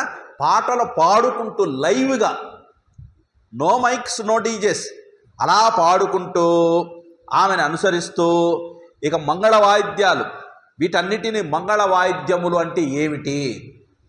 ఈ మంగళ వాయిద్యాలు వాటి పేర్లు చెప్తున్నారు. ఇవి అసలు మనం విని కూడా ఉండవు. అవునా? ఉడుక, దాని పేరు ఉడుకట. మరి అదేమిటో ఎలా ఉంటుందో. అలాగే మద్దెల మనకి తెలుసు, శంఖము, తప్పెట, బాక, పిల్లనగ్రోవి, భేరి మొదలైనటువంటి వాయిద్యాల మ్రోతలు. అవునా? ఎన్ని డిసేబుల్స్ మహా పెద్దగా మోగించిన అది 20-25 డిసేబుల్స్ దాటదండి. ఆ ధ్వని మొత్తం ఆ వాతావరణాన్ని అంతా కూడా పునీతం చేస్తున్నారంటే దిగంతాలు అంటే ఇట చెలికత్తెలు, అలాగే దాదులు అంటే పూర్వపు చెలికత్తెలు. అవునా? ఎక్స్ మిలిటరీ మ్యాన్ లాగా రిటైర్ అయిపోయినటువంటి చెలికత్తెలు అంటే పెద్దవాళ్ళు, ముసలమ్మలు అయినటువంటి చెలికత్తెలు, దాదులు. అలాగే బాంధవ స్త్రీలు అందరూ రుక్మిణీదేవిని అలా వలయాకారంలో ఆమెను చుట్టుముట్టి తీసుకువెళుతున్నారు. ఇక ఇది పరివారం ఆమె చుట్టూ ఉన్నది. దానికి ముందు ఎవరు వెళ్తున్నారు అనంటే సూతులు, మందీమాగధులు, గాయకులు, స్తుతి పాఠకులు కైవారాలు గావిస్తూ వెంటరాగా. మందీమాగధులు అనంటే విదర్భరాజపుత్రి వైదర్భి జగన్మోహనాకారిణి రుక్మిణి బహుపరాగ్ అంటే ఆమె వస్తుంది అని పుర ప్రజలందరికీ తెలియజేసేట్లుగా ముందుగా అరిచేవాడు. ఆమెను పొగుడుతూ మంది మావదులు అంటారు వాళ్ళని. అలా రుక్మిణి ఆమె ఎలా నడుస్తోంది అని అంటే, అలా లోపల తన్మయత్వంతో ఆ గోవిందుని యొక్క పాదచరణాలని మనసులో స్మరిస్తూ హృదయంలో ఆ భావాన్ని చక్కగా చవి చూస్తూ హంసగమనముతో గబగబా పరిగెత్తుకుంటూ నడుచుకుంటాడు. హంసగమనంతో అంటే నిదానంగా దింపాదిగా అడుగులో అడుగు వేసుకుంటూ అంబికాలయానికి వచ్చిందిట. అలా వచ్చి కాళ్ళు చేతులు కడుక్కుంది. అది కూడా రాయాలా అంటే ఆచారం చెప్తున్నాడు. నడుచుకుంటూ వస్తారు కదా దోవలో, చెప్పులు వేసుకోరు. ఆ గుళ్ళోకి వెళ్ళే ముందు ఏం చేయాలి? కాళ్ళు చేతులు కడుక్కోవాలి. పాపం మన గుడి వాళ్ళు కూడా ఇప్పుడు బయట ట్యాపులు పెడతారు, కడుక్కొని వస్తారా? ఇక్కడ ఉండాలి కానీ ప్యూరిటీ ఇక్కడ ఏమిటండి అంటే, ఆ కాలంలో ఇవన్నీ ఏం చెప్పలేదు. ఏమో ఏ కరోనా వైరస్ కాళ్ళకు తడుక్కుందో మనకేం తెలుసు. అందుకని కడుక్కొని వస్తే మిగతా భక్తులకు ఇబ్బంది ఉండదని. కొంతమంది పాపం గుళ్ళల్లో ఏం చేస్తారండి, ఏ సాపలు గీపలు వేసుకోకుండా కిందే కూర్చుంటారు. ఆ కిందే కొబ్బరి చిప్ప కొట్టుకొని ఆ చిప్పలు ఇలా పగిలిపోయి కొబ్బరి ముక్క కింద పడినా దాన్నే తీసుకొని కళ్ళగద్దుకొని తింటావా తినమా? అంటే కింద పాదాలతో తొక్కుతూ అదంతా మళ్ళా ఏ రోగాలు అవన్నీ వచ్చేటువంటి కారకాలు ఉన్నాయనుకోండి. అంటే ఇవన్నీ ఇంటర్నల్గా మనకు సంస్కృతిలో భాగంగా పెట్టారు. కాళ్ళు కడుక్కుందిట, కాళ్ళు కడుక్కొని ఆచమనం చేసింది, కూర్చుంది. వచ్చి ఆచమనం చేసి పరిశుద్ధురాలై ఆ పరమేశ్వరి సన్నిధికి లోపలికి వెళ్ళి చేరిందిట. అప్పుడు ముత్తైదువులైనటువంటి బ్రాహ్మణ సతులు పరమేశ్వర సహితముగా భవానికి అంటే అమ్మవారి మూల విరాట్టికి చక్కగా మంగళ ద్రవ్యాలతో అభిషేకం గావించారు. ఇక్కడ బాగా వినండి, ఎవరికి చేశారండి అభిషేకం? ఎవరు చేశారండి? బ్రాహ్మణ సతులు అని అంటే ఎవరు? ఆడవారే పూజారులుగా ఉన్నారు అప్పుడు అని అర్థం ఇక్కడ. కాబట్టి పూజారులు అంటే మగవాళ్ళని కాదు. అంటే బ్రాహ్మణ సతులు అని అంటే వీళ్ళు ఏజ్డ్ అయినటువంటి వాళ్ళు, పెద్దవాళ్ళైనటువంటి వాళ్ళు అమ్మవారికి చక్కగా అభిషేకం చేసి పుష్పగంధాలతో అలంకరించి వస్త్రాలని, పూలదండలని, ఆభరణాలని చాలా మోహనకరంగా చూడటానికి ఎంతో భక్తిభావం లోపల పరవశించే ఒక భావం వచ్చే విధంగా అలంకరించారట అమ్మవారిని. అలాగే ధూపదీప నైవేద్యాలను సమర్పించారు. పలు రకాలైనటువంటి ఆపీకూపములు అనేటువంటి పిండి వంటలన్నీ తయారు చేసి అమ్మవారికి ఎదురుగా నైవేద్యం పెట్టి కానుకలని సమర్పించుకున్నారు. ఇక చివరికి పంచహారతలు, నక్షత్రాలతో ఏకహారతి ఇలా అనేక దీప హారతులని అమ్మవారికి ఇచ్చారు. అనంతరం ఇక రుక్మిణీదేవి ఏం చేయాలి? ప్రార్థన చేయాలి. అమ్మవారు చేసినటువంటి ప్రార్థన మనందరం కూడా పలుకుదాం. ఇవాళ కళతోడు తెచ్చుకోలేదు, సైట్ ఏం లేదు కానీ చత్వారం అంటారు కదా, వయసు మీద వచ్చేది అది. నమ్మితి నామనంబున సనాతనులైన ఉమామహేశులన్ మిమ్ము పురాణ దంపతుల మేలు భజింతు గదమ్మా మేటి పెద్దమ్మా దయాంబురాసి విగదమ్మా.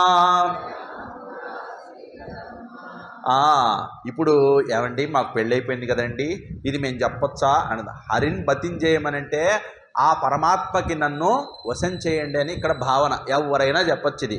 హరిన్ బతిసేయో అమ్మా నిన్నమ్మిన వారి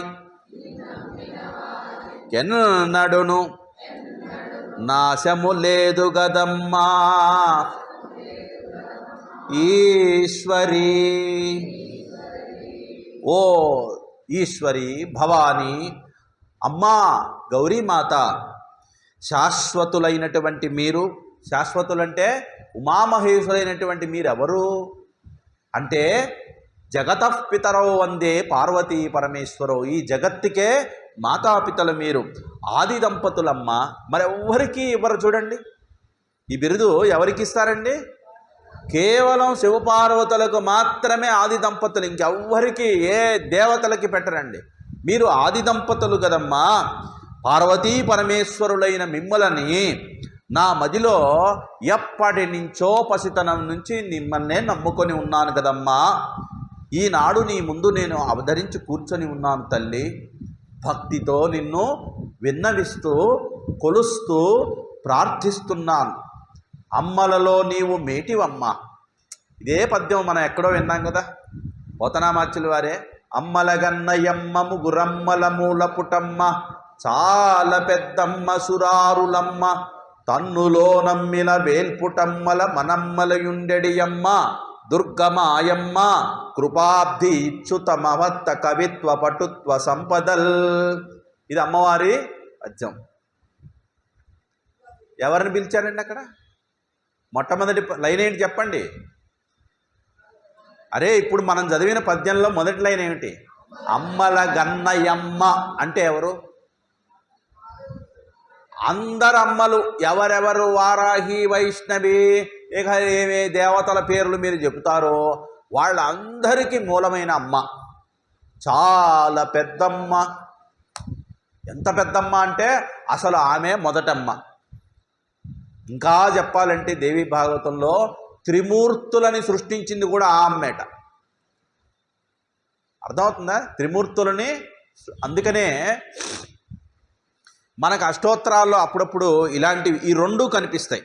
ఏమిటంటే శ్రీ మహాకాళీ మహాలక్ష్మి మహాసరస్వతీ స్వరూపిణీం శ్రీ లలితా పరాభట్టారిక మహాదేవ్యై నమో నమః అని ఉంటాం. లలితా పరాభట్టారిక ఎవరు? మహాకాళీ మహాలక్ష్మి మహాసరస్వతీ స్వరూపిణీం. లక్ష్మి, కాళీ, సరస్వతి. అంటే కాళీ అంటే దుర్గనే. మహా పెట్టారు ముందు. అర్థమైందా? మహా అంటే శక్తికి ప్రతిరూపంగా మనం పిలిచినప్పుడు మహా అని పెడతారు. లేదు మామూలు లక్ష్మీ, పార్వతి, దుర్గా, సరస్వతి అన్నారనుకోండి, పత్నులు కింద. పత్నులు అని అంటారంటే పార్వతి పరమేశ్వరులు, లక్ష్మీ నారాయణులు, వాణి సరస్వతులు. వాళ్ళని మహాకాళి మహాలక్ష్మి మహాసరస్వతి అంటారు. ఈ మహాకాళి మహాలక్ష్మి మహాసరస్వతి అని అంటే ఎవరు? మూలశక్తులు. అవునా? ప్రిమోడియల్ కాన్షియస్నెస్ వ్యక్త రూపం అంటారు దాన్ని. అంటే మూలమైనటువంటి చేతనాశక్తి యొక్క వ్యక్త రూపం. ఇప్పుడు ఆమె ఎవరు అంటే ముగురమ్మల మూల పుటమ్మ. అవునా? కాబట్టి ఈ మధ్యనే ఇంతకుముందు రాజశ్యామల పూజలు చాలామంది చేశారు, కాదంటం లేదు, మంచిదే. అలాగే ఈ మధ్య కొత్తగా మేనియా వచ్చింది. ఏమిటంటే వారాహి పూజలు. ఈ 9 సంవత్సరాల్లో ఏ సంవత్సరం నేను విననంత ఎక్కువగా ఈ సంవత్సరం విన్నాను. విన్నారా మీరు కూడా? పోయిన సంవత్సరం విన్నారా? అంతకుముందు సంవత్సరం విన్నారా? లేదు, ఇప్పుడే వచ్చింది కొత్తగా వారాహి. ఎందుకు వచ్చింది? ఎవడో ఒక నాయకుడు దీక్ష చేశాడు, ఆమెను కొలిచాడు, తర్వాత ర్యాలీ చేశాడు. అనంగానే ఓ మా హీరో చేశాడు కదా, మేము కూడా మా ఇంట్లో చేయాలి, మేము కూడా వ్రతం చేయాలి. ఇక్కడ పండితులు, విజ్ఞులు, అలాగే పురోహితులైనటువంటి వాళ్ళు కాస్త విచక్షణతో జనాల్ని గైడ్ చేయాలి. వారాహి నవరాత్రులు అనేవి అందరూ చేసేవి కాదు. వాటిని గుప్త నవరాత్రులు అంటారు. కేవలము ఋగ్వేదాంతర్గతమైనటువంటి తంత్ర యంత్ర మంత్ర సహితముగా తాంత్రికంగా చేసేటువంటి పూజలవి. వాటి అన్నిటికీ కూడా బీజాక్షరాలు ఉంటాయండి, గుర్తుపెట్టుకోవాలి. వారాహి మంత్రంలో బీజాక్షరాలు ఉంటాయి. అవి మొన్న నేను ప్రయాణం చేస్తే ఆటోలో కూడా పెట్టేసుకుని, పాపం వాళ్ళకి తెలియక, బాగా గుర్తుపెట్టుకోండి, ఆ బీజాక్షరాలతో కూడినటువంటి శబ్దాలని వాళ్ళ ఆటోలో పెట్టేసుకొని వింటున్నారు. వాళ్ళు అనుకుంటారు ఇది భక్తి, దేవుడే కదా అని వాళ్ళ భావంతో వాళ్ళు పెట్టారు. కానీ అవి అలా బాహాటంగా బీజాక్షరాలు అందరికీ వినిపిస్తూ మంత్రం చదవకూడదు. మీకు గుర్తుందో లేదో, మహాశివరాత్రికి మహామృత్యుంజయ పాశుపత మృత్యు హవనం అని మనం చేశాం, గుర్తుందా మీకు? అక్కడ మధ్యలో మీరు చెప్పాల్సింది ఒకటే. ఏమిటది? రుద్రా ఇదన్నమమ, మృత్యుంజయ ఇదన్నమమ, ఒకటే మీ చేత చెప్పించా. మిగతాదన్నీ త్ర్యంబకమే జామహే మీరు చెప్పారు. దానికి ముందు తర్వాత బీజాక్షరాలు నేను లోపల సైలెంట్గా పురస్చరణ చేశాను, మీకు జ్ఞాపకం ఉందో లేదు. కాబట్టి బీజాక్షరాలు అందరూ చెప్పకూడదు.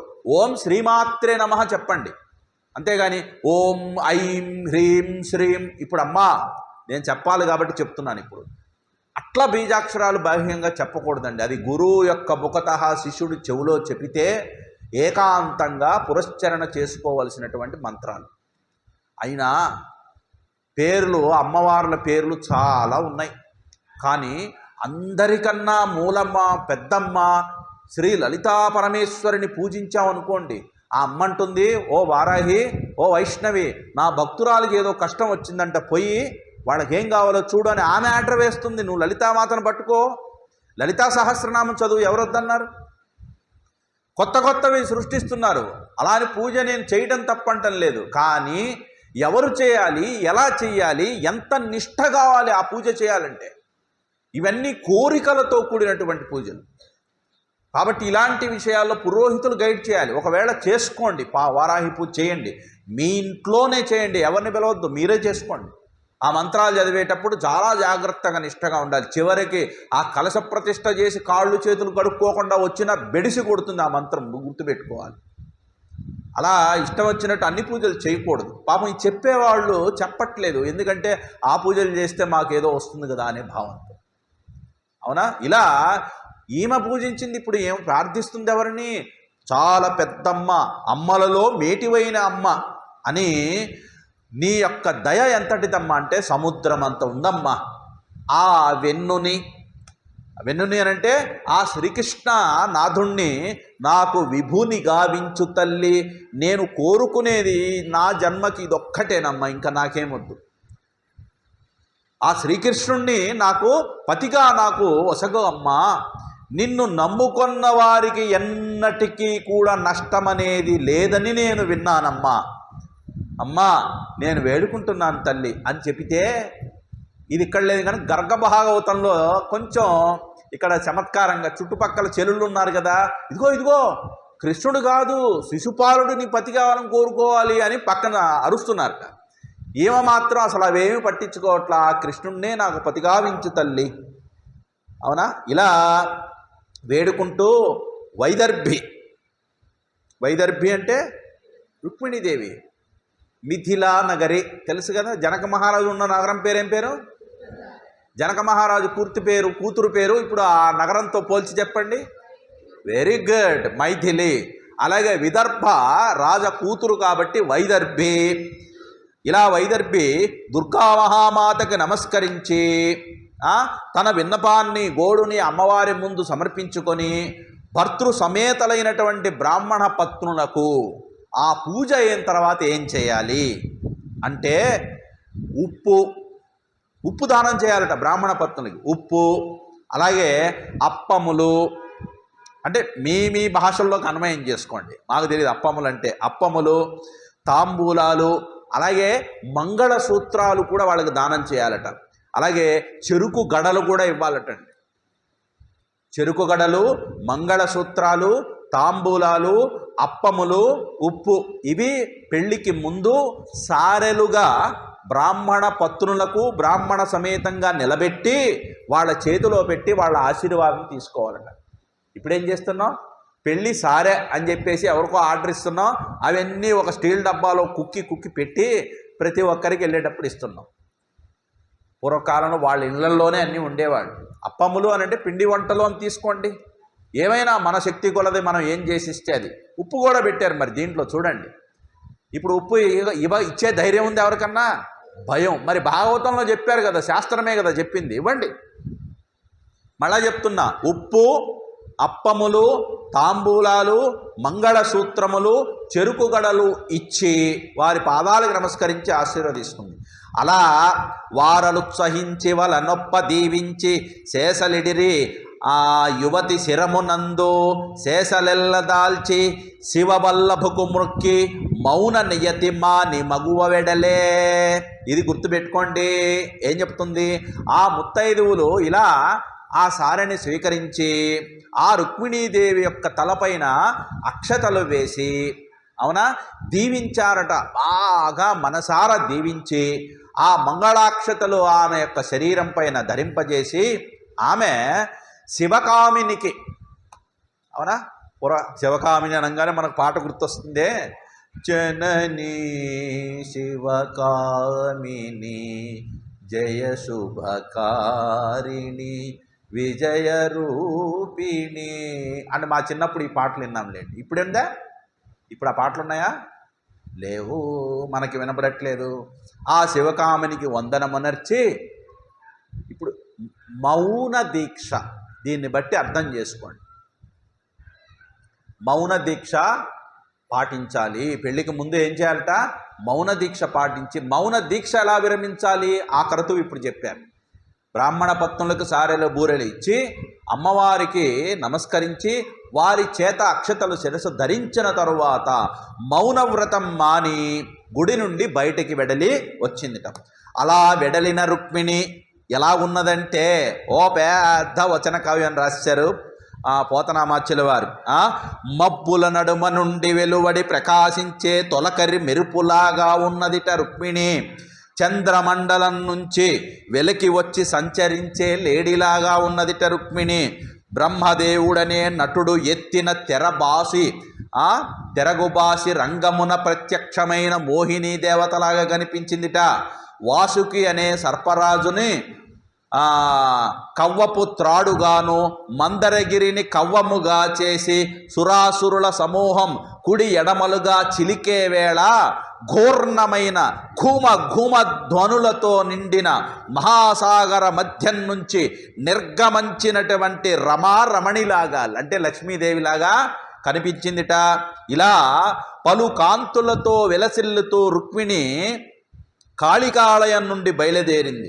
మానస సరోవరమనందు పసిడి తామరల గుంపులో విహరించేటువంటి కొదమ రాయంచలాగా ఆమె మెల్లగా ధైర్యంగా, ఇక నాకే ఢోకా లేదు అన్నట్టుగా నడుస్తుందిట.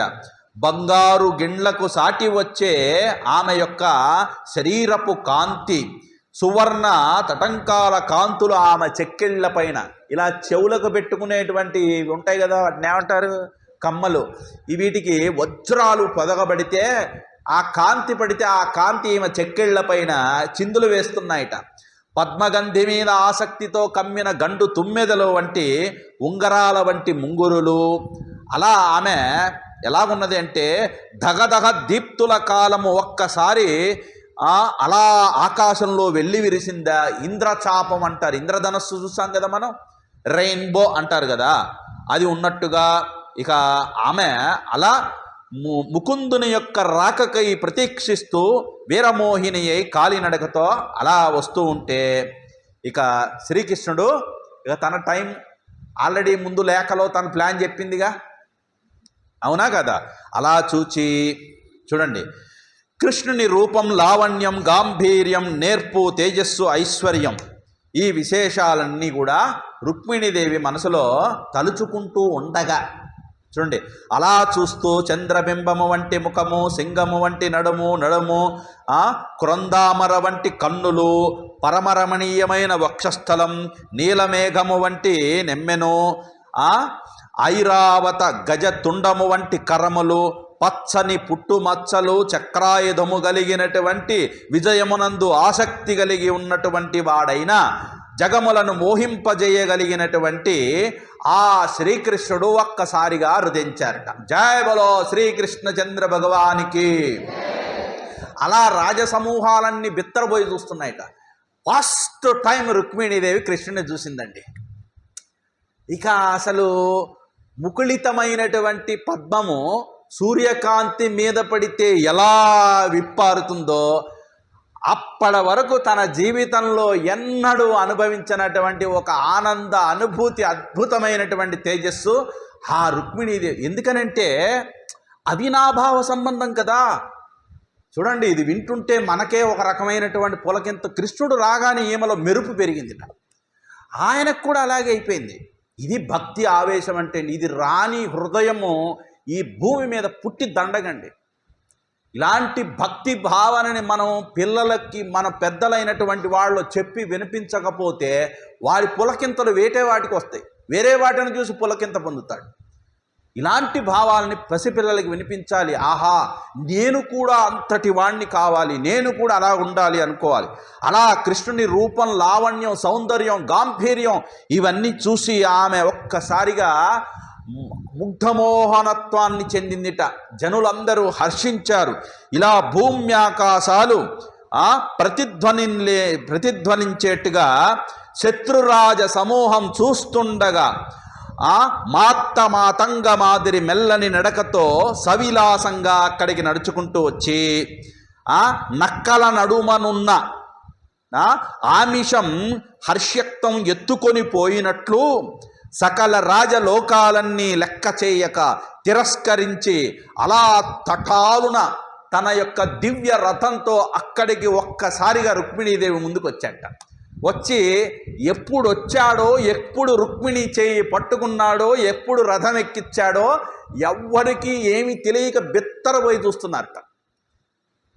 ఏం మాయ చేశాడో? మాయలేం చేయలేదండి.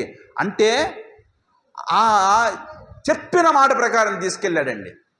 అలా చేయి పట్టుకొని ఒక్కసారిగా లాగేసేట. ఇంకేమో కూడా రెడీగా ఉంది కదా.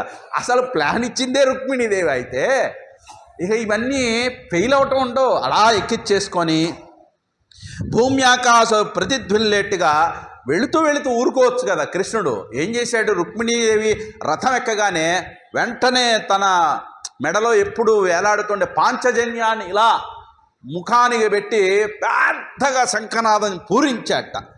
ఆ శబ్దానికి కాసేపు వాళ్ళందరూ తలకాయలు గిర్రని తిరిగాట. భూమి ఆకాశాలు దద్దరిల్లిపోయినాయి. ఆ సమయంలో ఆ శబ్దం వింటే పాంచజన్యం అంటే ఏమిటి? 5 ఇంద్రియాల నుంచి వెలువడేటువంటి అద్భుతమైన చైతన్య కాంతి. ఆ కాంతికి ప్రత్యేకయే పాంచజన్యం. కాబట్టి ఆ పాంచజన్యం పూరించేరికి వాళ్ళ 5 ఇంద్రియాలు శత్రుభావాలతో ఉన్న వాళ్ళకి ఏమవుతున్నాయి? ఆ ఇంద్రియాలు పీడింపబడ్డాయి. అవునా? భక్తులైనటువంటి వారికి తన్మయత్వం చెంది వాళ్ళ ఇంద్రియాలు పునీతమయ్యాయట. అలా కృష్ణుడు యాదవ సైన్యంతో ద్వారకా నగర మార్గం వైపుకి పరుగు తీసేట ఆ రథంలో. అలా వెళుతుంటే అప్పుడు జరాసంధునకు లోబడినటువంటి మిగతా భూపాలు పౌండ్రక వాసుదేవుడు మిగతా వాళ్ళందరూ ఉన్నారుగా, దంతవక్తుడు, వీళ్ళందరూ ఏం చేశారట? వెంబడబడ్డారట. అదిగో గొప్ప సింహముల కీర్తిని మృక్కడి మృగాల హరించిన విధంగా గొల్లవాళ్ళు మన యశస్సు దోచుకొని కన్యనెత్తుకొని కావరంతో కదలి వెళుతున్నారు. ఇప్పటికీ కొరగాని మన ప్రతాపం అంటే ఈ క్షణంలో మనం చూపించకపోతే ఈ ప్రతాపం ఇక తర్వాత ఎక్కడ చూపించిన దండగే. మన శస్త్రాస్త్రాలు మంటలో వేయడానికే. మనం ఏమన్నా చేతులకు గాజులు దొడుక్కొని కూర్చున్నా రుక్మిణీదేవిని ఎత్తుకుపోతుంటే అదిగో ఎత్తుకుపోతున్నాడు. ఏం చేస్తున్నారు మీరు? అందరూ ఆ కన్యన వారి బారి నుండి తప్పించలేకపోతే సందు గొంతుల్లో సైతం మనల్ని ప్రజలందరూ పరిహసిస్తారు, చేతగాని దద్దమ్మలు అని. వాళ్ళందరి చేత ఇన్ని మాటలు పట్టానిక ఇంత రక్షణ ఏర్పరచుకున్నాం. అరే రే మనం ఇంతమంది ఉన్నా ఎలా ఎత్తుకుపోయాడబ్బా అని లోపల జరాసంధుడికి ఉంది. కానీ మరి ఇప్పుడు ఎట్టాగైనా దక్కించుకోవాలని ఇలా ఒకరికొకరు చెప్పుకోవడంలోనే చేస్తుంటే ఇక వాళ్ళని ఎంతసేపు మాటలు పదండి ఎండబడదాం అన్నట్ట. రోషాలు మనసుకెక్కించుకొని పూనిగా వహించి కవచాలు ధరించి విండ్లు ఆయుధాలు చేత ధరించి మేఘాలు ఎలాగైతే వర్షం కురిపిస్తాయో వీళ్ళు శరవర్షం కురిపించారట ఆ యాదవ సైన్యం పైన. ఇక అలా ఆ సమయంలో శత్రువీరులు కృష్ణుని సేనను బాణాలతో కప్పివేయడం చూచి భీతిల్లి సింగము నడుమ వంటిది కలది బెదిరిన జింక కన్నులు కలిగినటువంటి రుక్మిణీదేవి సిగ్గుతో కృష్ణుని ముఖం అవలోకించిందిట. ఏం జరగబోతుంది నాదా ఇప్పుడు? వాళ్ళు చస్తారా, పోతారా, లేకపోతే ఊరికినే బుద్ధి చెప్తారా? నాకైతే ఇదంతా మీ ప్లానే, నా ప్లాన్లో ఇవేమీ రాయలేదే నేను. ఏం జరగబోతుంది? ఇలా రుక్మిణిని చూడగానే శ్రీకృష్ణుడు అంత యుద్ధ భయంకర వాతావరణంలో ఆయనకి మాత్రమే చెల్లునండి మాట్లాడడం. ఏమంటున్నాడు? చొచ్చెదరదే యదువీరులు వ్రచ్చెదర రిసేనలులెల్ల వైరులు పేలుచును నొచ్చెదరు విచ్చెదరు జచ్చెదరు నేడు చూడు జలజటాక్షి. అవునా? ఓ కమలనయన నువ్వు చూస్తూ ఉండు. అవునా? In front there is a crocodile festival లాగా రాబోతోంది చూడు. ఈ యదువీరుల సైన్యాన్ని వాళ్ళు ఎదిరించడానికి పూనుకుంటున్నారు. ఆ విరోధులు నొచ్చి విచ్చిపోతారు లేదా చచ్చిపోతారు. నీకేమీ బెంగలేదు. నా నుంచి ఇక నిన్నెవరు వేరు చేయలేరు సుమా. ఇలా ఓ పెద్ద యుద్ధమే జరిగిందిట. అవునా? అసలు ఎంత భీకరంగా జరిగిందంటే గజాలు అశ్వాలు నేల కూలిపోతున్నాయట. చాలామంది వీరులకి కూడా ఆయుధాలు దెబ్బలు తగిలి వారిద్దరికీ చాలా ఘోరమైన యుద్ధం జరిగింది. ఇంకా ఆ సమయంలో ఆ దెబ్బకి జరాసంధుడు ఇప్పటికీ చాలాసార్లు ప్రయత్నం చేశాడండి. బలరామకృష్ణుల మీదకి యుద్ధానికి చాలాసార్లు వచ్చాడు. ఈ జరాసంధుడు ఆ యదువీరుడు ఇంకా ఆయన బలరాముడు ఊరుకుంటాడు ఏమిటి? అసలు బలరాముడికి ఎంత బలం అంటే నాయన ఆదిశేష అవతారం కదా, అసలు ఒక్కొక్కరిని ఆ హలము పెట్టి కొడుతుంటే సిక్సర్లే ఎగిరిపోతున్నారట ఎక్కడికెక్కడికో. కొంతమంది నుజ్జు అయిపోతున్నారు. జరాసంధుడు మొదలైన ప్రముఖులందరూ భయంతో వెనక్కి వెళ్ళిపోయి అందరూ ఒక చోటకెళ్ళి పాపం పెళ్ళాన్ని పోగొట్టుకున్నటువంటి వాడి వలె ఏడుస్తూ, పోతన మచ్చలు వారి పోలిక, ఆ యుద్ధాన్ని ఎదిరించలేక వెనక్కి వచ్చిన వాడిని పెళ్ళాన్ని పోగొట్టుకున్న వాడి వల్ల ఏడుస్తూ వేడి నిట్టూర్పులు విడుస్తూ వడలిన ముఖంతో తమ ఎదుట దుఃఖిస్తున్న శిశుపాలుని చూశారట. శిశుపాలుని చూసి ఏమంటున్నారంటే, అయ్యా, శత్రువుల చేతుల్లో పడక ప్రాణాలతో బతికే ఉన్నావా? నువ్వేం చావలేదు కదా ఓ శిశుపాల, ఒకసారి గిల్లు నన్ను, ఒకసారి నేను గిల్లుతాను, ఏదో అను అన్నాడు. బతికే ఉన్నావా శిశుపాల అని అంటే ఏంటి? నువ్వు బతికున్నావు చాలు, రుక్మిణి దక్కినా దక్కకపోయినా నువ్వు బతికుంటే బలుసాకైనా తిని బతకచ్చు. రుక్మిణి కాకపోతే నీ కోసం 100 మంది వస్తారయ్యా, ఎందుకు అనవసరంగా వాళ్ళ వెంట? మనం ఏదో ఆవేశపడి అటు వెళ్తున్నాం కానీ అవసరం అంటావా యుద్ధం? ఎవరు? జరాసంధుడు చెప్తున్నాడు. ఇలా ఓదారుస్తూ వాళ్ళంతా మళ్ళీ అతనితో ఇలా అన్నట్ట, ఏమని? బ్రతుకవచ్చునొడల బ్రాణంబులుండిన బ్రతుకగలిగనే నీ భార్య గలదు, బ్రతికి తీవు భార్య పట్టు దైవం మెరుగు, వగవలదు చైద్య వలదు. నేను అనుభవంతో చెప్తున్నాను, ఇప్పటికి 10 సార్లు పైన నేను దండయాత్ర చేశాను. వాళ్ళ పైన ఒక్కసారి కూడా వాళ్ళ యొక్క పీచం నేను అణచలేకపోయాను. ఓదారుస్తుంటున్నాడు, నాయన బొందిలో ప్రాణాలే గనక నిలిచి ఉంటే ఎలాగైనా బతకచ్చు, నువ్వు బతికుంటే కదా ఎవరైనా ఒకళ్ళు నీకు భార్యగా వచ్చేది. ఈమె భార్యగా రావాలి అంటే నువ్వు బతికుండవు. నువ్వు భార్య కావాలని ఇప్పుడు నువ్వు ఉద్యమిస్తావా, లేదా బతికుండి తర్వాత భార్యను సంపాదిస్తావా? ఏదో ఒకటి నిర్ణయం చేసుకో. అసలు ఇప్పుడు పెళ్లి జరుగుతుందా జరగదా అనేటువంటిది దేవుడికి ఎరుక. పెళ్లి మాట దేవుడికి ఎరిక. ముందు నువ్వు మాకు బతికుంటే చాలు అనిపిస్తుంది కదా, నువ్వు బతికుంటే అదే మాకు 10,000. ఊరక వాపోవద్దు, పద అని చెప్పి శిశుపాలుని తీసుకొని వెళ్ళిపోయారట. ఇలా జరాసంధుడి మాట విని శిశుపాలుడు విని, మానవుడు అశ్వతంత్రుడు. ఇక్కడ వేదాంతం గుర్తుకొచ్చిందండోయ్. యాదవ వీరుల దెబ్బలకి అవునులే మనం కోరుకున్నవన్నీ మన దగ్గరకు వస్తాయా ఏమిటి?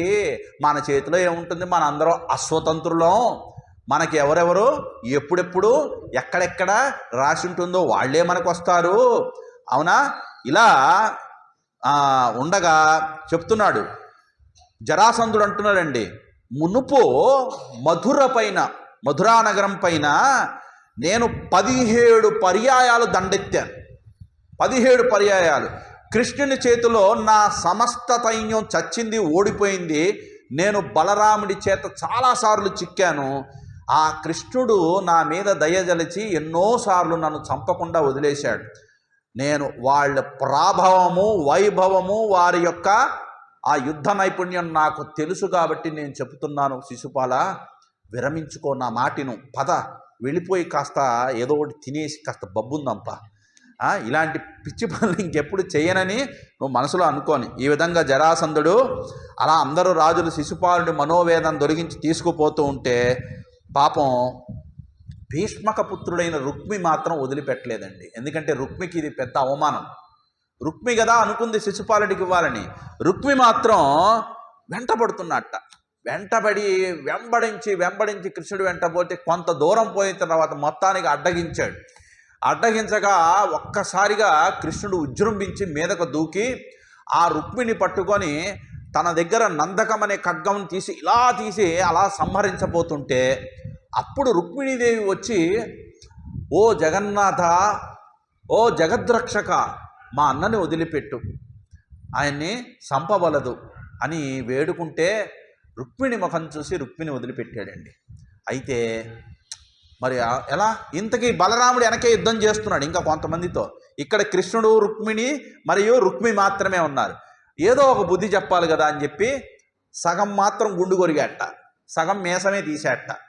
ఇలా అరగుండు అంటారు చూసారా, అరగుండు అరమీసం, అలా సగం మాత్రమే కొరిగి పంపించేశాడు. అవునా?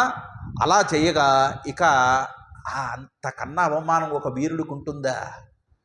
చచ్చిపోయినా పర్వాలేదు కానీ ఇలా సగం గుండు కొరికి సగం మీసం పౌరుషానికి ప్రతీక, మరి ఆ కేశముల అహంకారానికి ప్రతీక, ఈ రెండింటినీ తీసేశాడు.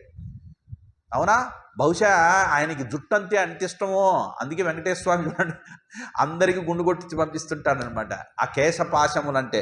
అలా చెయ్యగా ఇక రుక్మికి అవమానం అయిపోయి ఉండగా రుక్మి కూడా ఈ విధంగా నల్లనయ్య నవ్వుతూ అతని యొక్క ఈ గుండు గొరిగిన తర్వాత పాదపద్మాలు పట్టి వేడుకున్న తరువాత, నాథ, నా అన్న దోషకారి కాడు, అంటే దోషము కలిగిన వాడు కాదు, ఇతను నిజంగా స్వతహాగా ఒక సాంగత్య దోషంతో దుష్టుడే.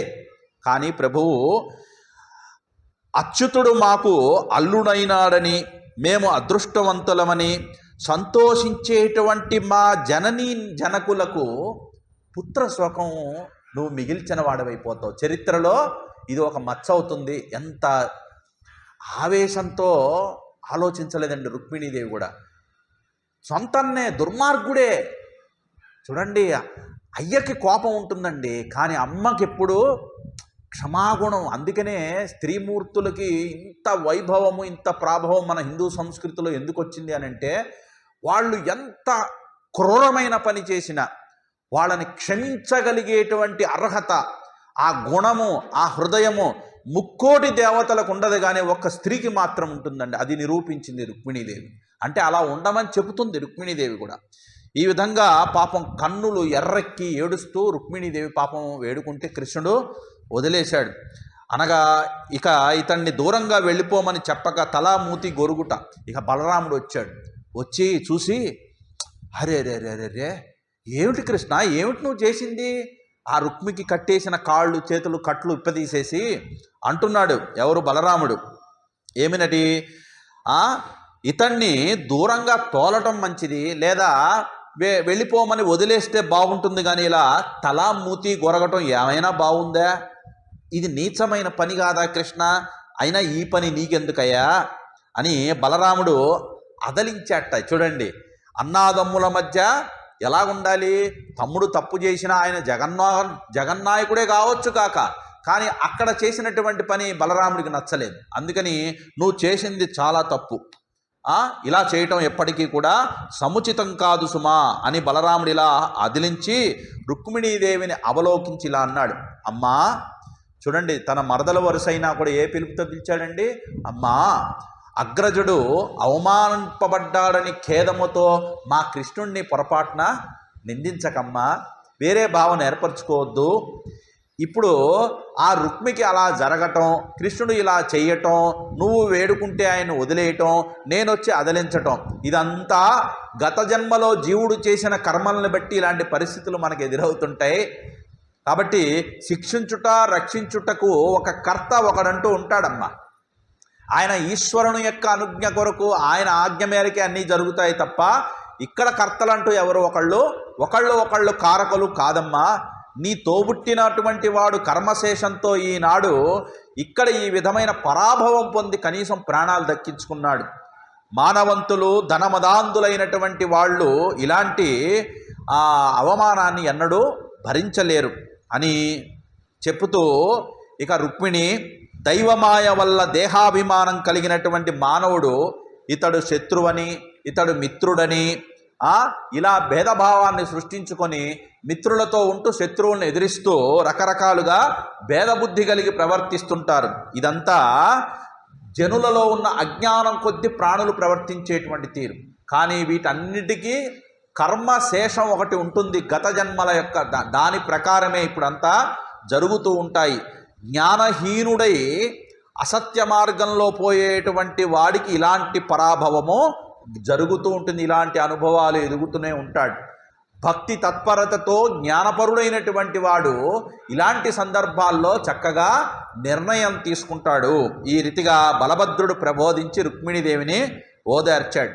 ఇక రుక్మిణీదేవిని తీసుకొని ఆ నగరంలోకి, ఎక్కడికి, ద్వారకా నగరంలోకి ప్రవేశించగా అందరూ రెప్పలార్పడక కళ్ళు పెద్దవి చేసుకొని పురజనులంతా ఆ వీధి వీధి పుష్పాలని అలా అలంకరిస్తూ స్వాగతం పలుకుతూ విజయం సాధించినటువంటి ఆ గర్వంతో జనులందరూ హర్షాతిరేకాలు చేస్తూ ఎక్కడ చూసినా రెపరెపలాడుతూ జయధ్వానాలు. వెంటనే మంది మార్బలం అంతా వచ్చి శ్వేత ఛత్రాన్ని ఆమె వాళ్ళిద్దరికీ పట్టుకున్నారట. అలా ఈ శుభ సమయాన అందరూ వచ్చేశారు, పురం చేరుకున్నారు. తన మనస్సును హరించున్నది, ఆత్మోన్నతి గాంభీర్యం అనేటువంటి గుణాలతో ఒప్పేది, సకల సంపదలని కలిగించగలిగేటువంటి లక్షణం కలిగినది, సుజనులను చుట్టూ కలిగి ఎప్పుడూ ఆదరించేది, పుణ్య సంచారిణి, దారిద్ర్య పరిహారిణి, కళ్యాణ వేషభూషణ ధారిణి, రమణీ శిరోమణి అయినటువంటి రుక్మిణీదేవిని ఒక శుభ ముహూర్తాన శుభ లగ్నమునందు శ్రీకృష్ణుడు ఆ రుక్మిణీదేవిని వివాహము ఆడాడు అని ఈ ప్రకారంగా ఆ ఆదిలక్ష్మి రుక్మిణీదేవిగా, ఆ మహావిష్ణువు శ్రీకృష్ణుడిగా కలిగినటువంటి ఘన చరిత్రని పరీక్షిత్ మహారాజుకి శుకయోగేంద్రుడు చెప్తున్నారు. ఇలా జరిగిందయ్యా ఓ పాపరహితుడవైన పరీక్షిత్ మహారాజా, ఇలా రుక్మిణీ కృష్ణుల యొక్క వివాహ ఘట్టాన్ని, ఆ పరిణయం ఎలా జరిగిందో, అందరి మధ్య ఉన్నటువంటి రుక్మిణీదేవిని అపహరించాడు కృష్ణుడు అంటే ఒక కథగా తీసుకుంటే మనకి ఆహా ఇదేం పని అండి అంటాం. కానీ గుర్తుపెట్టుకోండి, మనందరము ఉన్నది రుక్మిణీదేవి యొక్క స్థాయిలోనే. ఆ పరమాత్మ అలాగే మనం ఎంత దుర్భరమైన పరిస్థితుల్లో ఉన్నా మనము గానక అడమరతము ఎడతెరపి లేకుండా ఆ కృష్ణ భక్తిని గనక హృదయంలో నిలుపుకుంటే నమే భక్త ప్రణశ్యతి, నా భక్తుడు ఎన్నడూ దుస్థితికి లోను కాడు, వాణ్ణి రక్షించే భారం. తేషామహం సముద్ధర్త మృత్యు సంసారవర్త్మని భవామి నచిరాత్పార్థ. ఎప్పుడు నువ్వు ఆ తీవ్రత కలిగి ఉంటే ఇప్పుడే ఈ క్షణంలోనే నిన్ను ఆ ఉద్ధరించేటువంటి శక్తి ఆ పరమాత్మకి ఉంది. అలాంటి రక్షణ, భువన రక్షణ, లోక రక్షణ యందు ఆసక్తి కలిగిన ఆ జగన్నాథుని యొక్క రక్షణ మనందరిపైన ఉండుగాక. ఈ రుక్మిణీ కళ్యాణాన్ని వినినటువంటి వాళ్ళకి అందరికీ కూడా సౌభాగ్యాలతో, సౌశీల్యముతో, సుగుణాలతో, భక్తి భావముతో, చూడండి సచ్చరిత్రని వాళ్ళ యొక్క జీవితాల ఖాతాల్లో వేసుకుంటూ గొప్పదైనటువంటి జీవితాన్ని జీవిస్తూ ధర్మ మార్గంలో నడుస్తూ కడకు పరమాత్మని చేరటము తథ్యం తథ్యం తథ్యం. కాబట్టి అటువంటి రుక్మిణీ కళ్యాణాన్ని మనము పదే పదే ఇలాంటి భాగవతుల యొక్క చరిత్రలు, భక్తుల యొక్క చరిత్రలు భాగవతం అంతా నిండి ఉన్నాయి. నిజానికి రుక్మిణీదేవిని కళ్యాణం 7 రోజులు చెప్పేంత ఏమీ లేదు నిజంగా చెప్పాలి అంటే మనం. కానీ ఆ పదాలని, ఆ భావాలని మనం గనక చవి చూస్తూ చేస్తే నిజంగా చెప్పాలంటే ఎన్ని రోజులు పడుతుందో కూడా మనకి తెలియదు. కాబట్టి ఆ పరమాత్మని యొక్క అండదండ అనుగ్రహము, ఆ రుక్మిణి కృష్ణుల యొక్క ఆ శుభాశిస్సులు ఇక్కడ ఉన్నవాళ్ళు, పరోక్షంగా ఆన్లైన్లో వినేవాళ్ళు అందరికీ కూడా ఎప్పుడు లభించాలి. వారిపైన పుష్కలంగా మెండుగా వర్షించాలి. పిల్లా పాపలతో, సౌభాగ్యాలతో, అలాగే సకలమైనటువంటి సంపదలతో, ఆధ్యాత్మికమైనటువంటి ప్రవృత్తితో, ఎటువంటి అనారోగ్యాలు లేకుండా మంచి ఆరోగ్యంతో చక్కగా వాళ్ళందరూ జీవించే విధంగా ఆ పరమాత్మని యొక్క ఆశీస్సులని, గురు పరంపర ఆశీస్సులు మీ అందరిపైన వర్షించాలని కోరుకుంటూ ఈనాడు మనము ఈ రుక్మిణీ కళ్యాణ ఘట్టాన్ని ఈరోజు పరిసమాప్తి చేసుకుంటున్నాము. ఈ 7 రోజులు కూడా మనం అధ్యయనం చేసిన రుక్మిణీ కళ్యాణం అనే ఈ ప్రవచన కుసుమాల హారాన్ని ఆ జగన్నాథుడైన ఆ శ్రీకృష్ణ భగవానుని మెడలో మనస నేను సమర్పించుకుంటూ ఈ కార్యక్రమానికి ప్రతిరోజు శ్రద్ధగా వచ్చిన మీ అందరికీ కూడా నా నమస్సుమాంజలు నేను తెలియజేసుకుంటున్నాను. రేపు ఉదయం రుక్మిణీ కళ్యాణం ఉంటుంది. కాబట్టి ఆ కళ్యాణాన్ని ఉదయం 9 గంటలకి క్రతువులు ప్రారంభమవుతాయి, 9:30 కళ్యాణ ఘట్టం ప్రారంభమవుతుంది. రేపు కూడా అందరూ ఇదే ఉత్సాహంతో రండి. మిగతా మీ బంధు పరిజనాన్ని కూడా తీసుకొచ్చి ఆ రుక్మిణీ కళ్యాణం ఇక్కడ వైభవంగా మీరు జరిపించాలి అని నేను వేడుకుంటున్నాను. ఇవాళ హారతి నైవేద్యం ముగింపు చేసుకుందాము. తర్వాత ఇక్కడ నిన్న చెప్పుకున్నట్టుగా గురుదక్షిణ కార్యక్రమం, ఆ పుస్తకాలే మీకు యజ్ఞప్రసాదం కూడా ఇవ్వడం జరుగుతుంది. వరుస క్రమంలో వచ్చి గురుదక్షిణని సమర్పించుకున్న తర్వాత మీకు ఆ యజ్ఞప్రసాదం మీ అందరికీ ఇవ్వటం జరుగుతుంది. మా ఆరతి ఎవరు ఇవాళ?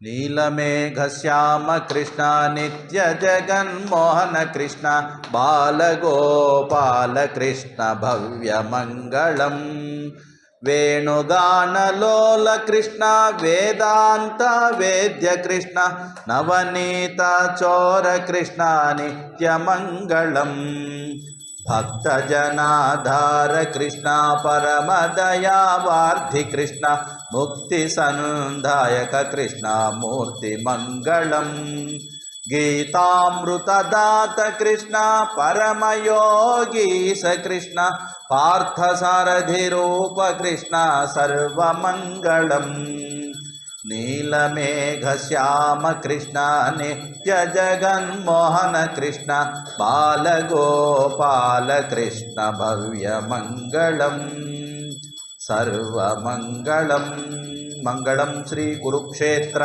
రణక్షోణి విహారిణే పార్థసారథి రూపాయ గీతాచార్యాయ మంగళం మంగళాశాసనపరైః మదాచార్య పురోగమైః సర్వైశ్చ పూర్వైరాచార్యైః సత్కృతాయాస్తు మంగళం మంగళం గురుదేవాయ మహనీయ గుణాత్మనే సర్వలోకశరణ్యాయ సాధురూపాయ మంగళం.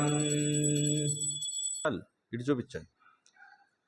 జయ బోలో శ్రీకృష్ణ చంద్ర భగవానికి, భాగవత మహాపురాణికి, सब संतन की, सद्गुरुनाथ महाराज की जय। ओम सर्वे भवन्तु सुखिनः, सर्वे सन्तु निरामयाः, सर्वे भद्राणि पश्यन्तु, मा कश्चित् दुःखभाग् भवेत्। ओम शांति शांति शांति। हरि ओम श्री गुरुभ्यो नमः। हरि ओम।